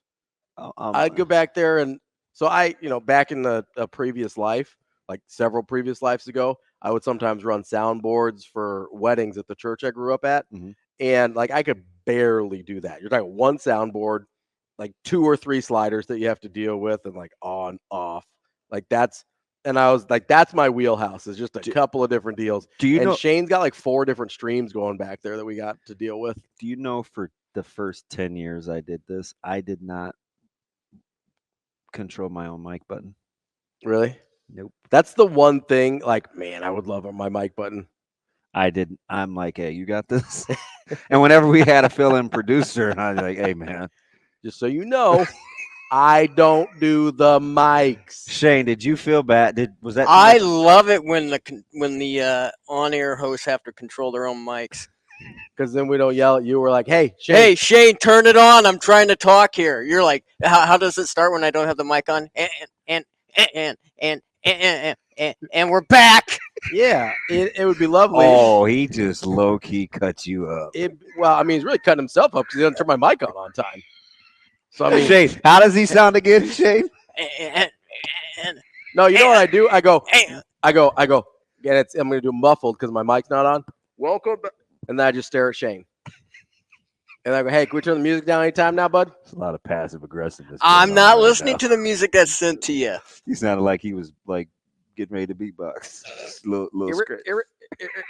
Listen, I would love to be able to control my mic. Turn it on back. Shane, turn the music down. Let's go. So the DJ can't spin. I guess not. The DJ cannot spin. Let's get to Don. Wants to talk a little Adrian Martinez. Don, what's going on, buddy? What's going on, gentlemen? How you doing this morning? What's up, buddy? Wow, this is Damon's obligatory moment to tell me to not say bad things. So don't swear. Don't swear. What's up, buddy? Hey, have you guys been? Well, I figured we'd get away from all the single ladies for a moment and talk some sports. So, have you guys been watching the UFL at all? I love it. I was telling Kugler a couple of weeks ago. Yeah, we had him on. I think the UFL is fantastic. I think it's great, but have you watched a gentleman by the name of Adrian Martinez at all? Yeah, he is flourishing. Oh, you mean the K-State guy? He's going to be in the MVP. The K-State guy. Wow. Hey, they changed his motion. He throws way more accurate. He still runs, and the product kind of stinks because it's like watching a COVID game because there's no fans unless you're watching Birmingham at home. Well, they appear to be head and shoulders. I'm a big I'm a big UFL guy. I don't think he was that. I mean, because he was one of the last cuts in Detroit last time, right? Yeah. So I mean, and he looks better. Yeah. So I think there's a chance he makes a roster in the fall. I really do. Oh, I think there is too. And here's the thing. So we had Weekend at Bernie's, the quarterback whisperer down in Lincoln for 4 years. We couldn't do anything with the guy. Wow. Uncle Mario. So where was the development? Because within the last year and a half, that guy's a different human. I mean, know it's NFL. Don, we could have this conversation about a variety of position groups. I mean, we thought Bryce Benhart was a bum until last fall, and now we're like, oh, thank God he came back and didn't go to the NFL. So we have this conversation about a lot of guys. Yeah. Who would have been mad? Who would have been mad about Ty Robinson not coming back a year and a half ago? Not a soul. No. And now we're like, oh, thank God our defense is going to be great again. Yeah. Well, maybe. Are you guys done? Same dudes on team. I'm saying a lot of same dudes. A lot of same dudes. DB's like third wheel at a dirt right now. I'm in the sidecar, wasn't the helmet. But it's a cool helmet. We got you like a. We did. I want the one with like the spikes or the mohawk. The dinosaur one. Yeah. But my buddy's kids got the dinosaur helmets. But wait, you don't have to wear helmets anymore, do you? No, I would in the sidecar though. You probably I should. don't have enough control. I guess because you don't have to. I don't own a motorcycle because I don't trust other drivers in a car. The last thing I'm going to do is be on two wheels instead of four. Yeah, and with no shell around me. I appreciate the call, Yeah. Don. Got away with one. He wove in all the single ladies. That was good. That was a good reference. I like that. I mean, Yeah. we only talked about Beyonce for like 30 seconds, but it's fine. So the best thing about Adrian Martinez is him getting up from that knee injury in like week 1 or 2 that looked really, really bad. And he came back the same game. Yeah. And now, he's splitting time with your boy Dart, who Jackson. A lot of people liked. I'm sorry, miss. In college. I thought he was okay. Me too. I didn't get it. Well, I'm still trying to figure out, and maybe I need to go to Lincoln East and ask them, but how do you stockpile so many good quarterbacks like Kiffin does at Ole Miss? Maybe they're just good at development. Maybe they're not. Maybe they're only okay when they get there. I don't know. By the way, keep an eye on Lincoln East. Boy, I don't know. Starts with quarterback play. They got a handful. I don't even. That doesn't even include Wordley because I don't know if he'll play this year. I don't even recognize what we're doing here. I do know that we'll wrap up the show. No, we got another hour left. What am I doing? We got Mike Sautter coming up next. Kicking off hour number 3 here on Hurrdat Sports Radio, AM 590, ESPN Omaha, ESPN Tri-Cities, KFOR in Lincoln. We're live on Twitter, Facebook, YouTube. That's DB. I'm Ravi Lulla here on the Pillar Exterior stage where we are joined by the one and only Mike Sautter of our very own Hurrdat Sports. Mike, what's going on, man? A lot is going on. State baseball starts today. Nice. State soccer has been going on and continues today. That's my day. Do you park in the same place? Try to. Yeah. That's the only real, but I mean, it's downtown, so yeah, that's everybody. But well, they have like a lot that's kind of supposed to be reserved. Is that how it's been functioning? But they have graduations yesterday and today. So when I get there, like 11 something, it's going to be a little dicey probably. Wow. Graduations. Yeah. They have like the different school of whatever graduation. I know. It seems like weird timing. That's about right. AM on a Friday. Oh, yeah, maybe. The main one's tomorrow. Yeah, well, I understand. CHI. I thought you meant time of year, and I was like, no, it's about. But yeah. AM. I was like, I'm dumb. I'm not that dumb. Well, no, I just kind of forget that. No, you know what you wanted to say? You never know. I know that look. No, honestly, it was. I forget. I'm dumb. I'm not that dumb. I forget we're this far into May already. Like that's what that look was. It took me a minute to be like, oh no, we're not in March anymore. Because in my head, I can't believe it's May already. Yeah. That's all that was. I wasn't, this time I wasn't calling you dumb. I'll just let you know to your face next time if I do. Appreciate that. Thank you. I'm pretty upfront about it when I call you stupid. For your support. I'm kind of on the ready for this school year to be over. Are you? Part. Yeah. So, because it's interesting for you because you got It's a the final, lot. you got state winding down, and then you're going to get ready for June 7-on-7. Let me tell you, like people ask me, all the time, like, "Oh, March is like your busiest month or whatever." And I tell people, and they're shocked when I tell them. I said, "No, June. June's my busiest month without a question. Like, without a question. Recruiting picks up. All of it. Yeah. 7-on-7 passing leagues and basketball team camp, whatever. Monday night summer league stuff. There's just stuff every day. There's stuff.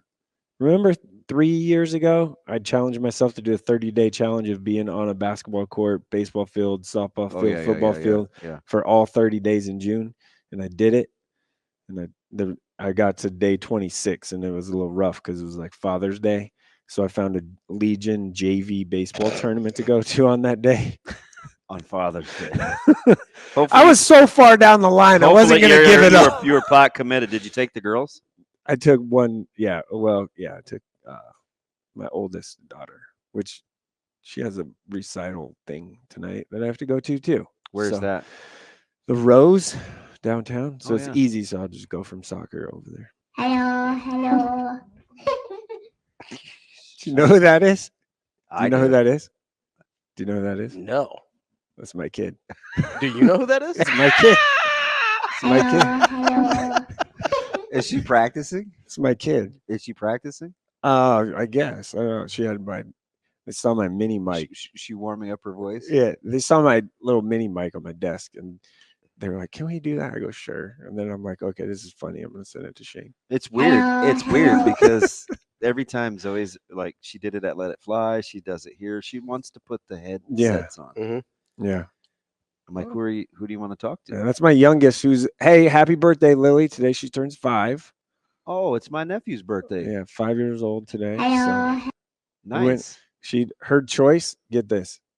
We're like, hey, birthday dinner last night. Guess where she chose to go? We both know this person very well. Pisons. Yeah. Oh, She goes, "I want to go to Matt's." And I'm like, okay. So he walks in. What does she do? He walks in. What does she do?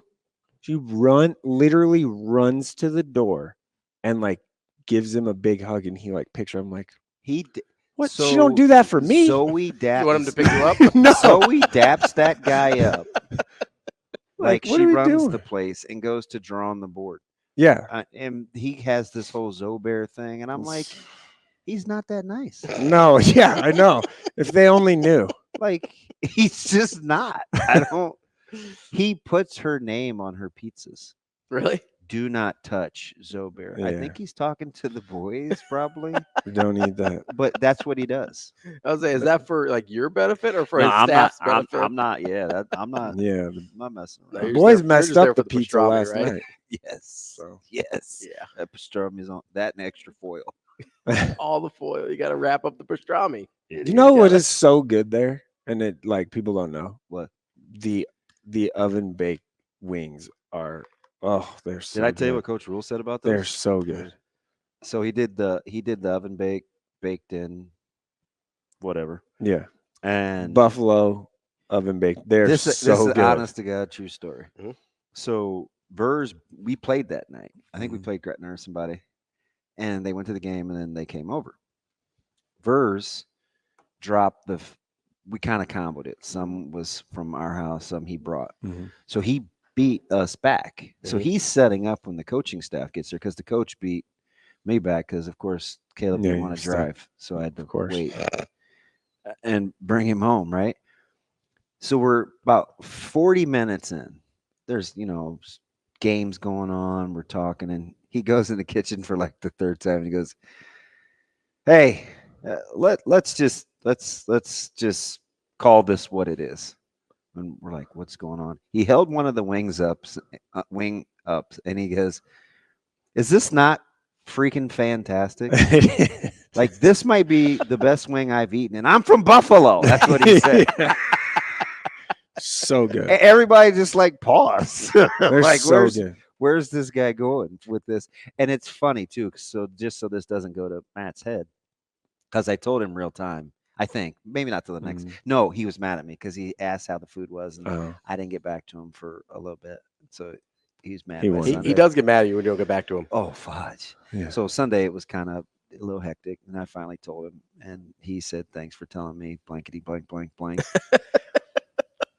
But then he tried to recreate them for me about a month ago, and I go, those didn't taste the same. Yeah. Click. He hung up on you? Oh yeah. They are so good. I was like, I wasn't being ungrateful. I just was saying, like, no, if you're asking about it, right, you gotta be ready for the answers. I don't even like sauce on my wings. And they like a dry rub guy or what? 100%. Like here, I think I'm the only reason they have dry rubs on the menu that they do the upcharge for breading. Yeah, they do. Like it's the best. It is the best fried wing in the city. Those wings are so good. Like I'm not a spicy person. Are you breading? No breading. No, not really. Are you no breading guy too? No, I like breading. Get a chicken nugget. Oh my god! Yeah, 100%. I like breading. This dude, I like breading. I like bones. So do I. I do too. I don't mind. I'm just saying. I If you're getting stand people that order boneless wings, like present. Like you said, this dude just said to me, like if I boneless wing person, right? This is where I'm at. And you're talking to someone that very much so has a 12-year-old palate.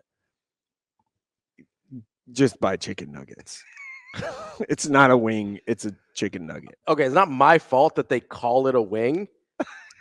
It's also not my fault that they don't sell chicken nuggets with sauce on them that I want.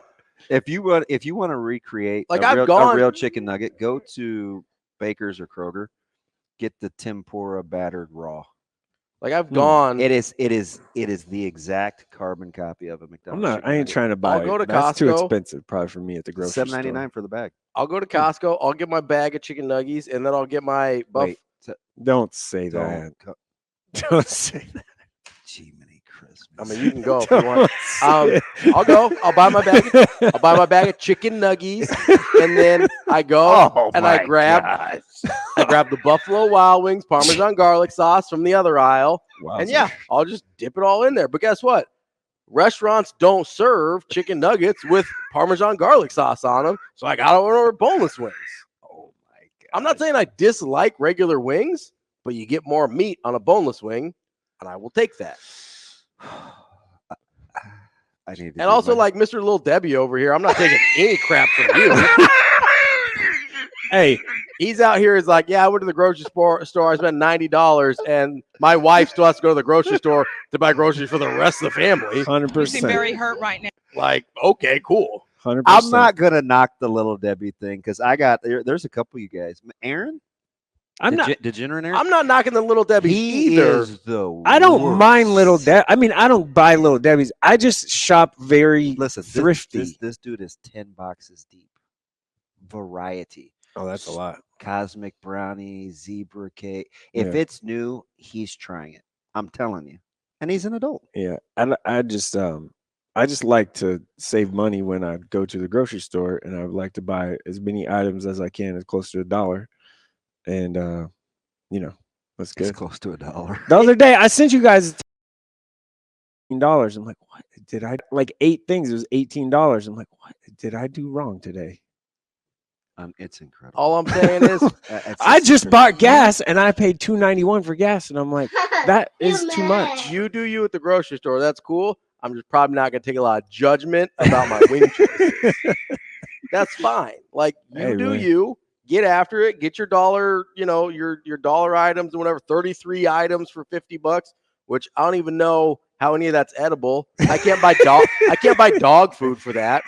Okay, dog food is expensive. Dog food's stupid expensive. It is way. And that's why I can't wait for Nate Gary to do his thing, because especially the stuff that I buy my dog. Same, dude. I have to find an origin alternative. I can't pay $100 I'm a on bag. Hill Science diet and that stuff. My dog.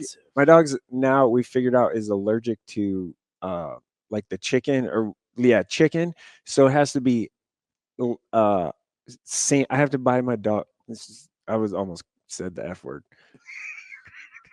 I was like, "Your tensions are a little high up here. It is a little hot." I was like, "What are we doing?" I have to buy like the salmon recipe dog food, which is $10 more than the chicken, and it's ridiculous. And my dog eats a lot because he's a bulldog, big boy, and it's like $80 a bag. And I'm like, "What are we? What the?" I didn't. I was close right there. Yes, indeed. But I'm gonna let the Nuggies thing slide, but I may I'm out. That's all I'm gonna say, and I'm gonna move on. Out on What does what? that mean? Out on what? Chicken nuggies. They're gonna be like, "Dang, where'd DB go?" Yeah, he bounced. You're dang right. I mean, listen. It's the I fact should have you even said, brought it up. It's again, but- okay. No, it's that's fine. okay. At some point, we're gonna get to high school sports. It's okay Probably that you like chicken nuggets Shade, he's that are mad. called wings. Just the fact that you said chicken nuggies What if I like you call were them 5. What if I go and call them chicken tendies? Does that make you feel better? You mad? Listen, I gotta go. I want to write this down, but we're on camera. That has a word. I eat what I want to eat. I call it what I want to call it, and I don't give a rip. Hey, I really don't. I tell this people all the time that make fun of my palate.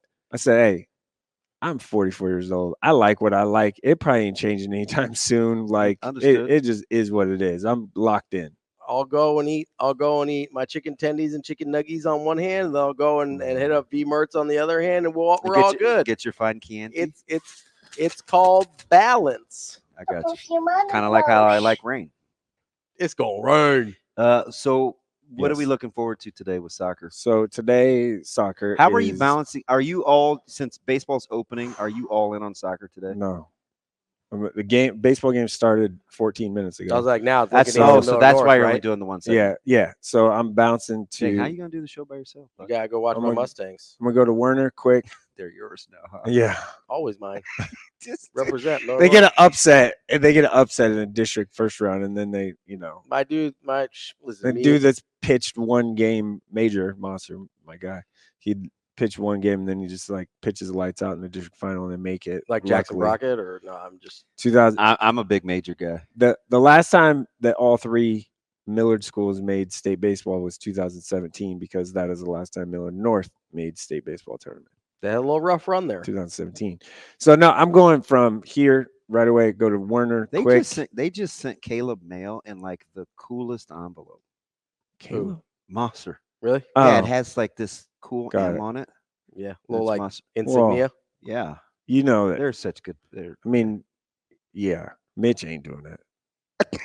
Sam, for sure, she is sensational. For sure, doing that. I gotta talk to Mitch about his hair.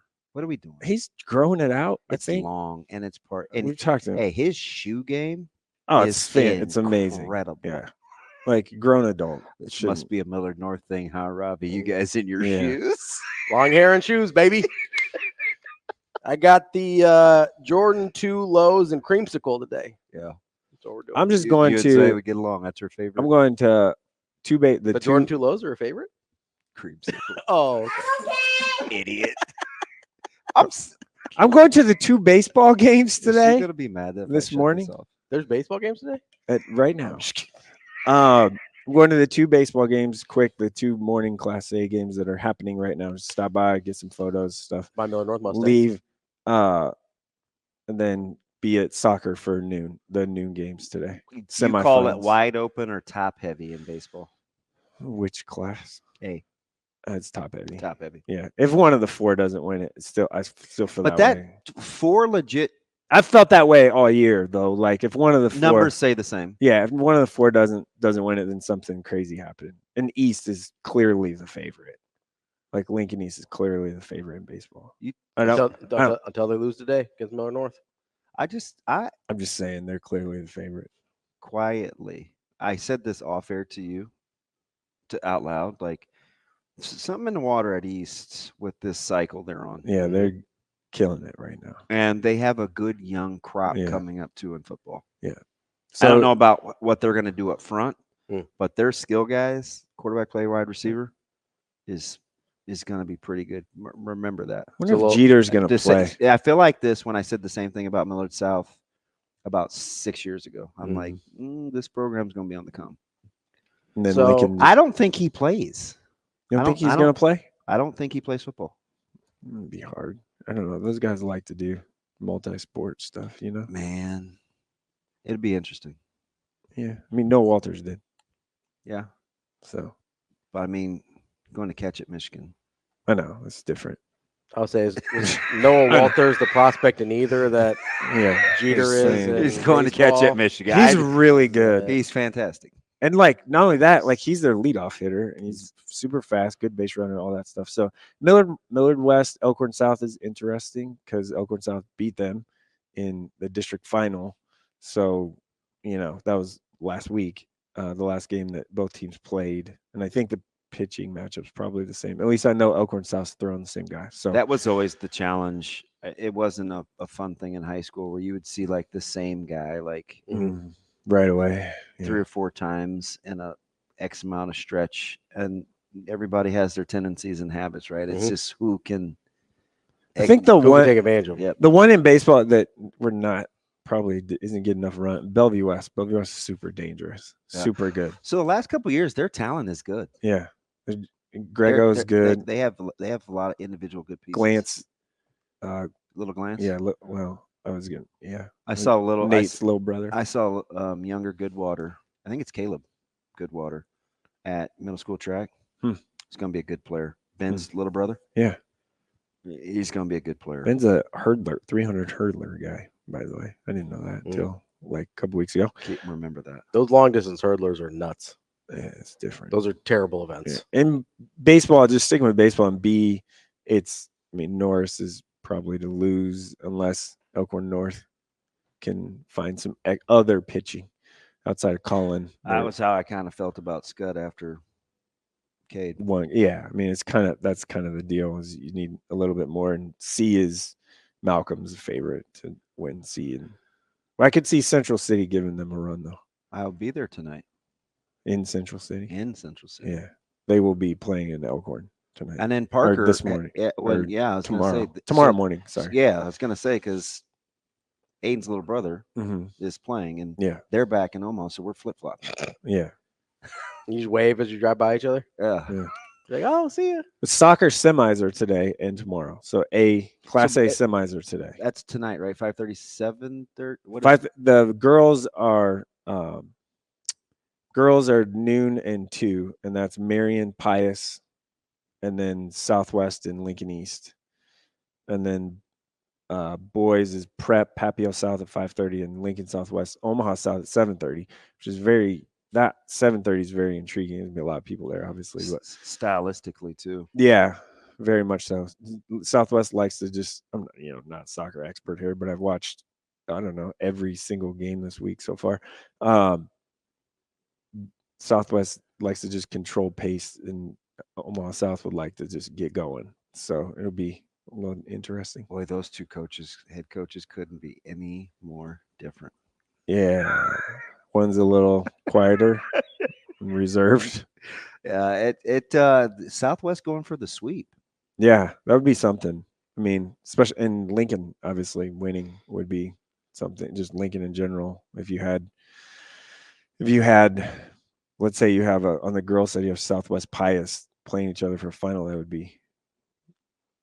Marion's probably the Lincoln Cup. Marion's pretty good though. Yeah.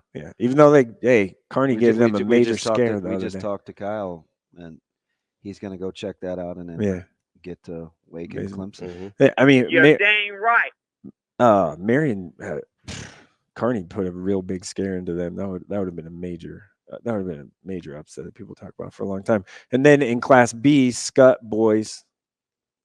Now I think clearly the favorite because Mount Michael upset South Sioux City last night in penalty kicks. Get this that for whatever the reason it flooded my timeline. Oh really? Yeah, I don't know how it got in the algorithm, but it was. I mean, a variety. I'm watching highlights. Scott girls play Duchesne, which they've played twice already this year. Duchesne has beaten them both times, but it was like 2-1. So we'll see if they can get that done. But Gretna East, clearly the favorite. The story of the state soccer tournament is Sonora Defini, and if she can get 3 more goals, if she can, she'll break the single season scoring record that Katie Hobbs had of 54 goals in the season, which is remarkable. She's 2 away from tying. Well, she had 6 the other day. I was going to say, when you score 12 as a team in the opener, it helps. Yeah. You get some opportunities there. And there's a lot of conversation about that 12-3 game. And it was what, 7-0, and he like subbed out, and then they scored 3, and then he brings them back in, like the starters back in to, and played them kind of a lot of the second half. But like, what do you do? Because if you're Gretna East, that game could have been over in 30 minutes because there's a 10 goal rule, like mercy rule. So like, do you want to just play like you probably want to get a full 80 in if you can.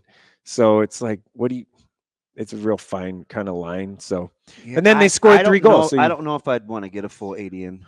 Yeah. I mean, it was 9-3 and he brings the starters back in, but like even their backups are still pretty good. So, but the story is Sonora, and like she's going to Oklahoma State. She's really good. Scott boys and girls have won 21 straight state tournament games combined. That's a lot. I had to think about that for a second. 21 straight. That's remarkable if you think about it. That is incredible. Yeah. Between the two combined, 21 straight state tournament games they've won. You know what they always say? Recruiting. Jeez.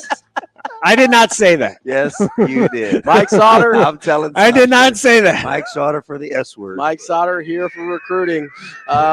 We'll be back with more Hurrdat Sports Radio. We're back here on Hurrdat Sports Radio, AM 590, ESPN Omaha, ESPN Tri-Cities, KFOR in Lincoln. That's DB. I'm Ravi Lulla here on the Twitter, Facebook, YouTube streams. You can find us wherever. And this weekend, you can find me over at Warhorse Sportsbook. I'll probably be at Horseman's Park, because Omaha a little closer. But, DB maybe spend a little time in Lincoln this weekend. He might go over to the casino down in Lincoln to the best place in Nebraska to place your sports bets. That's Warhorse Sportsbook, whether it's NHL, NBA. I don't know what else we got going on this weekend we could bet on. Golf. Ooh, do a little golf. Not quite to tennis yet. I'm starting to look at some early Wimbledon lines for about a month from now. We'll see what's going on here. Yeah, I like to follow multiple things, but you wanting to have a Wimbledon segment would be even new for me. I mean, listen, it's we don't have to do it, but I'm definitely going to bet on it for sure. And I'm going to do it over at Warhorse Sportsbook. If you have any questions, go to warhorsecasino.com/sportsbook to get a full list of details and house rules. That's Warhorse Sportsbook. No bets, no glory. Listen, I realize it's probably too niche for a lot of people to care about, and that's okay. Is that the cool way to say niche, or is it niche? I have no idea. I say it different probably every other time that I say it. I say niche, or niche. And I don't like snitch, niche. You got like niche, and snitch. Niche? I don't know. I'm intrigued by the segment because I've never heard a tennis segment before. So I want to know like what the questions would be. I mean, do you talk about? We probably won't do it. DB's right. Like not enough people care about tennis. I get it. That's fine. I'm intrigued. No, it's fine. Like I get it. It's okay. Not everything that I care about, other people care about, and I'm okay with that. Well, that's kind of how I feel about baseball sometimes. But I told you we could have a great tennis segment with me, you, and Cody Manquist. But baseball is way more mainstream than tennis. I mean, no, I get it. Dramatically more. I totally get it. Although at this, honestly, I don't know. At one point, baseball was my favorite sport. At this point, I might like tennis more than baseball. And then, like most things, you've gotten worse with age. Rude. It's aggressive. I don't even know why you got to do that. Why you got to be like that? Why? Because I like football now more? Okay. Yeah, terrible take. So we're watching the Lions and the Niners. Are you worried? You're down 14-0. What do you think happens here? I think that the second coming of Tom Brady, Brock Purdy, is going to lead us back to the promised land. We'll be good to go. Yeah. Think he shakes it off this slow start? I think so. He's got good composure. He's got some poise that we like. I think it's going to be okay. Okay. Got a lot of weapons. Christian McCaffrey's pretty good. How good is Detroit going to be this year?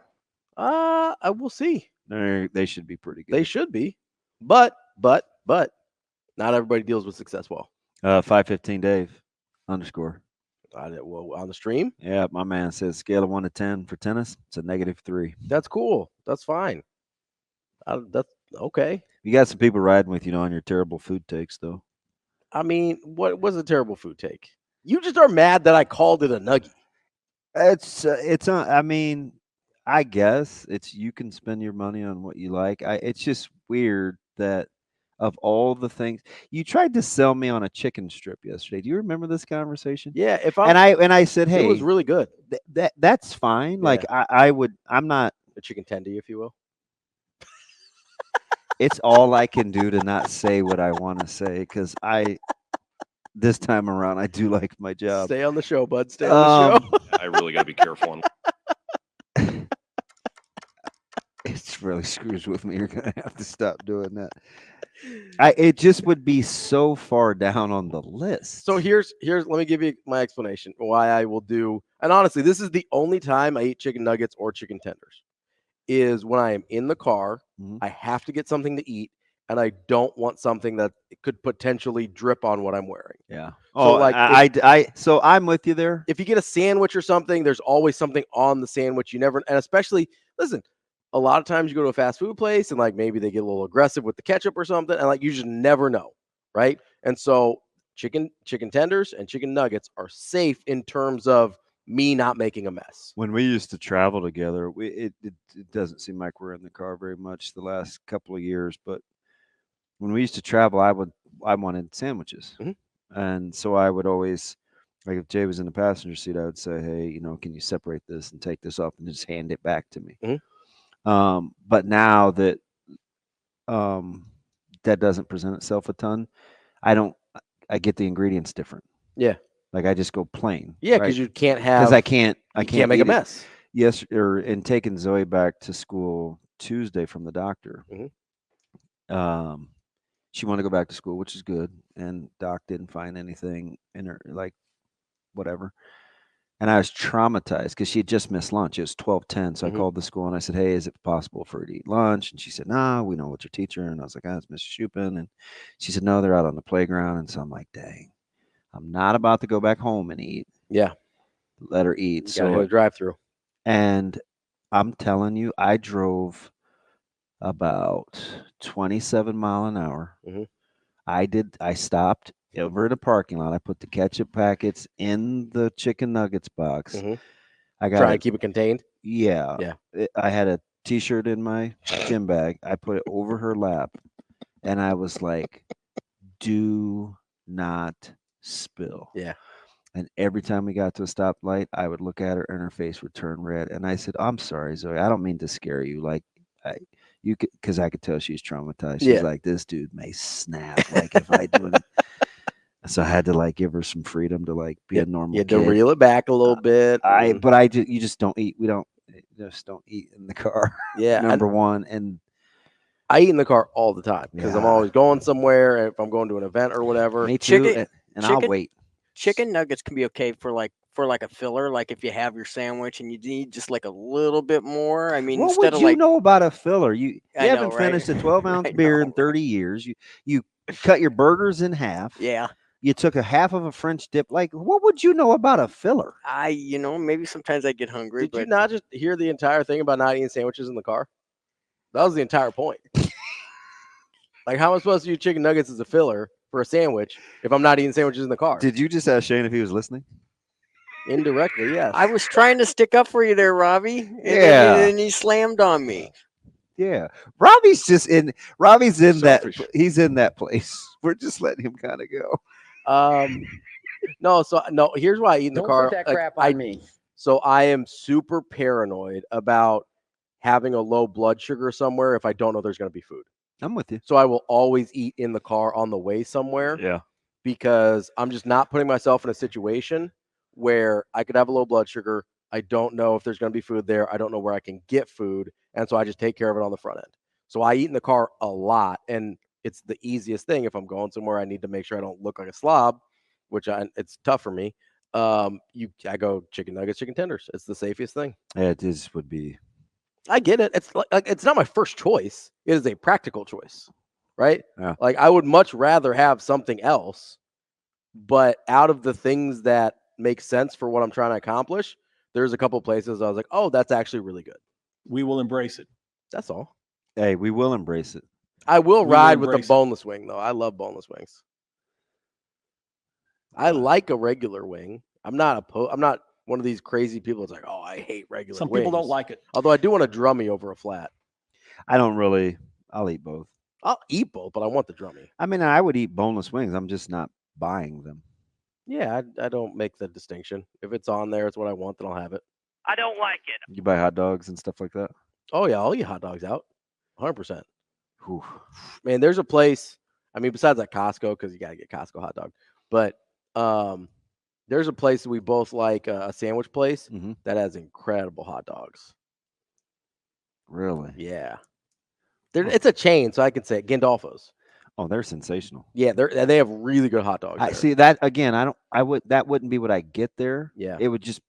I have a hard time between like the top 6 there. Yeah. And when I used to go more, I would rotate. I get the same. It would things. be very far down. I get the same 2 things every time. I get the I Heart New York sandwich with the Russian dressing instead of the mustard. Not a Russian dressing guy? No. Come on, man. Just so we get a little bit of sports in this segment, Mike Budenholzer probably going to be your new Phoenix Suns head coach. Unbelievable how they fired Vogel like that. I do think Budenholzer is a good coach, though. Yeah. I mean, I don't know if it's an upgrade. He almost lost his job before KD couldn't find the 3-point line, too. Yeah, I mean, it seems like KD is a common factor here in people being and having problems. Wow. I'm just saying. Wow. I'm just that saying. time it helped Budenholzer out. No titles without Curry. All right, we'll be back to wrap up the show with Matt Vrzal. We're back here to wrap up the show on Hurrdat Sports Radio, AM 590, ESPN Omaha, ESPN Tri-Cities, KFOR, and Lincoln. We're live on Twitter, Facebook, and YouTube from the Hurrdat Sports Bar and Grill on the Pillar Exterior stage. We are joined now by Matt Vrzal, former Husker, owner of Pison's Pizzeria. Verz, how are you this morning? Good. What's going on, Ravi? Oh, not too much. Just riding solo with you here today. So trying to keep it on the rails. No more nervous than I always am to talk to you. Where's Pretty at? He had to go take a family phone call. So had to head so out. He's there. He's just not on yet. He's gone. No, he got into the car to go. So he had to. I think he had to get over to talk with Jay and everybody. So got it. Yep. So had to get family stuff. So all good on that front there. But so we were talking about your wings. Me and DB and Sautter were talking about the wings over there a minute ago, which I don't think I've actually had yet. And I started getting a little bit of. I started to feel like I was missing out a little bit here. Yeah. I mean, we sucked at them when we first started. Like, we were bad. Yeah. Really bad. But it's like anything, you do, if you set standard operating procedures and you repeat them over and over again, then you just kind of figure it out. But yeah, they're good. Sautter, I know, likes them. Damon always like raves about them and never orders them. So I don't know how to take that, but it's Damon. So we just let it slide. You just take it with a little grain of salt there. I hear the old head ball coach is a fan of the wings too, so that must be nice. Yeah. We took him over. We took him over to Caleb's in-home visit night, and evidently Coach Rule likes him. Dame does let me talk to him a whole bunch. He keeps me at arm's distance from Coach Rule. I've offered him, like, you guys can come in and eat sometime, sit down, shoot the breeze, but that's never happened. So. Well, if you don't, you don't serve sushi, so I don't know that he's, I don't know if that's in his palate all the time. What's happening? That is true. We do not. So we were talking about this a little bit earlier, DB and I, about how, like Dr. Elza was talking yesterday, and we've heard Coach Rule talk a lot about just kind of these little things that all matter, right? And I know you've talked about it, whether you're talking about making the wings there or you've talked about it at the restaurant and trying to make sure you do all the little things right. And it raised the question in my head about how how you keep from getting lost in the minutia of all the little things and keeping the end goal in mind. Like, how do you go about that? So there's a good rule out there. It's an 80% rule. Now, all of the little things matter in the end, right? And that's a two-way street. We've had a big rash of, there's literally a sign on the door that says, leave your drinks outside, don't bring other food in here. It's just kind of rude. Mm-hmm. And I had some dude freaked out the other day because I made him take his tumbler out to the car, and then some gal got pissed off because her 72 quart Stanley, I wouldn't let her bring it in. Like, listen, man, if you don't want the water here, guess what we make the pizza out of? Yeah. The water here. So just leave that. And then, but anyway, if you can get somebody to do something 80% as good as you can, then you should let them do it all the time. Okay. Mm-hmm. Now, my goal is a little higher. I like to have them at about a 95% proficiency of it. But if they get to 80, I will turn it over to them because there's other things I can do to be more productive. Now, you also have to go back and check on things and make sure that they're operating still at that current level, because people will relax if they can. It translates into sports too, because as I go through a season with the boys, mm-hmm. once they grasp the drills that we do, then I will just say the drill name. They will then organize the drill. So now I'm not setting up cones. I'm not doing that kind of stuff. Our warm up, we've got our warm up down now to just hand motions. Mm. And if I'm not there, if I'm late or running behind, and the senior boys know, they take it over because we still operate on a time frame. So minutia is for control freaks, mm-hmm. because you have to delegate things out. If you don't delegate, then you're going to be in trouble. So in your mind, the difference between getting lost in the weeds and paying attention to detail is the willingness to delegate those details out to other leaders? The willingness to do it, but then the doubt in yourself that you trust and you've trained them to do it. Mm. Trust and train are the big things. If I don't trust you, then I shouldn't have you here. If I haven't trained you, then that's my fault. Mm. That's it. And that's, those are things that I've learned the hard way.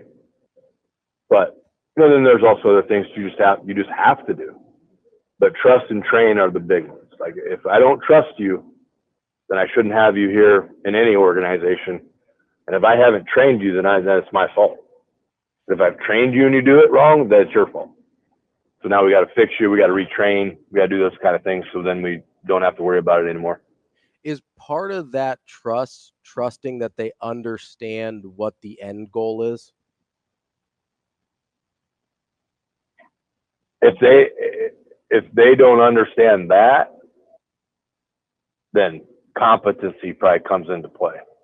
Okay. Now, if they understand the value of the end goal, that's why, like, a compliment, if you watch Rule and how he operates, mm-hmm. a compliment is always deferred, a criticism is always taken. Okay? Mm-hmm. Look at it in life. Hey, you guys had a great show today. Oh, yeah, Ravi and I did a great job. We bantered back and forth.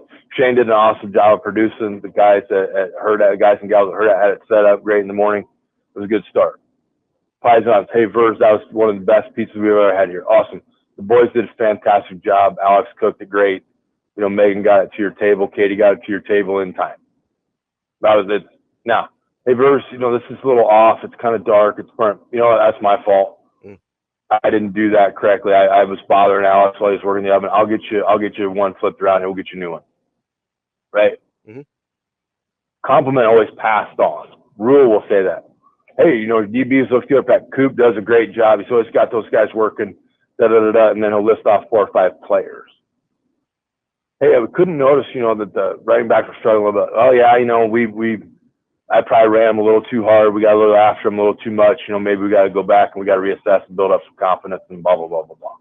Mm. That's how I've viewed it. And that's how I've had success with things in life. But that's, again, if you don't know the end goal, which is the success of the team, then you're probably in the wrong line of whatever you're doing. We're talking with Matt Vrzal, former Husker, owner of Pison's Pizzeria. Earlier this week, DB and I were talking a little bit about how many offensive linemen on this team we think we trust to play in actual games. Have you given much thought about that? How deep you think this group could potentially go? I haven't much because we haven't had a chance to watch many of them play. Mm-hmm. And I'm talking in games. Right. Practice is one thing. If we get a nice rotation where we get early leads in the first game, we can get guys in the game so we can see more. Then I can tell you who I trust and who I don't. I mean, right now I trust Evans Jenkins. Right. And then after that, I just need to see. There's a lot I want to trust. Sure. But, I think another off season of great workouts and conditioning and agility. I've just got to see some more from it in a live game scenario. They got more bodies than they've had in a while. The bodies look better than they have in a long time. So now hopefully we get it to a point where they translate, they trust them to be on the field in a crucial situation. Not necessarily all of them at once, but you just slide one guy in there with the other starting five and just give him some live fire and see how it goes. In an ideal world, how many guys would you want to have ready to go that you felt good about? In an ideal world? Yeah, 20. Your best. Okay. I mean, look, the mindset and the mentality of it, and I know that always gets a giggle, but look at Michigan last year. Okay. Mm-hmm. Zach Zinter broke his leg. And after his substitute went in, I don't know the young man's name, I apologize for that. Did you hear any broadcasts where anybody questioned Zach Zinter's replacement? Nope. There wasn't a word said about it. Quiet as kept, as your co-host said. But if you can get to 1, if you can get to 10 for sure, and it's a luxury, I know it. It's a luxury you have to build, but you told me in my perfect world. Mm-hmm. I'm going to try to get to 15 because part of me is greedy. Yeah. If I've built it with 10, I think I can build it to 15. And now I'm into rinse, lather, repeat. Oh my gosh, are you nervous? You're graduating 4 guys. Nope, not really, because I got Dish, Taylor, Anderson, Ott coming behind it, and we're going to be as good, if not better. So, you good with that? Yeah, we don't think you are, but I'm like, great. Go ahead and doubt us and see how this goes. Okay? 96 didn't work out. Hey, what are you going to do now with these guys? Well, we still got some of the ones that started. We're going to plug in Paul Exaska and Heskey with Taylor. See how that goes. Oh, that went pretty good.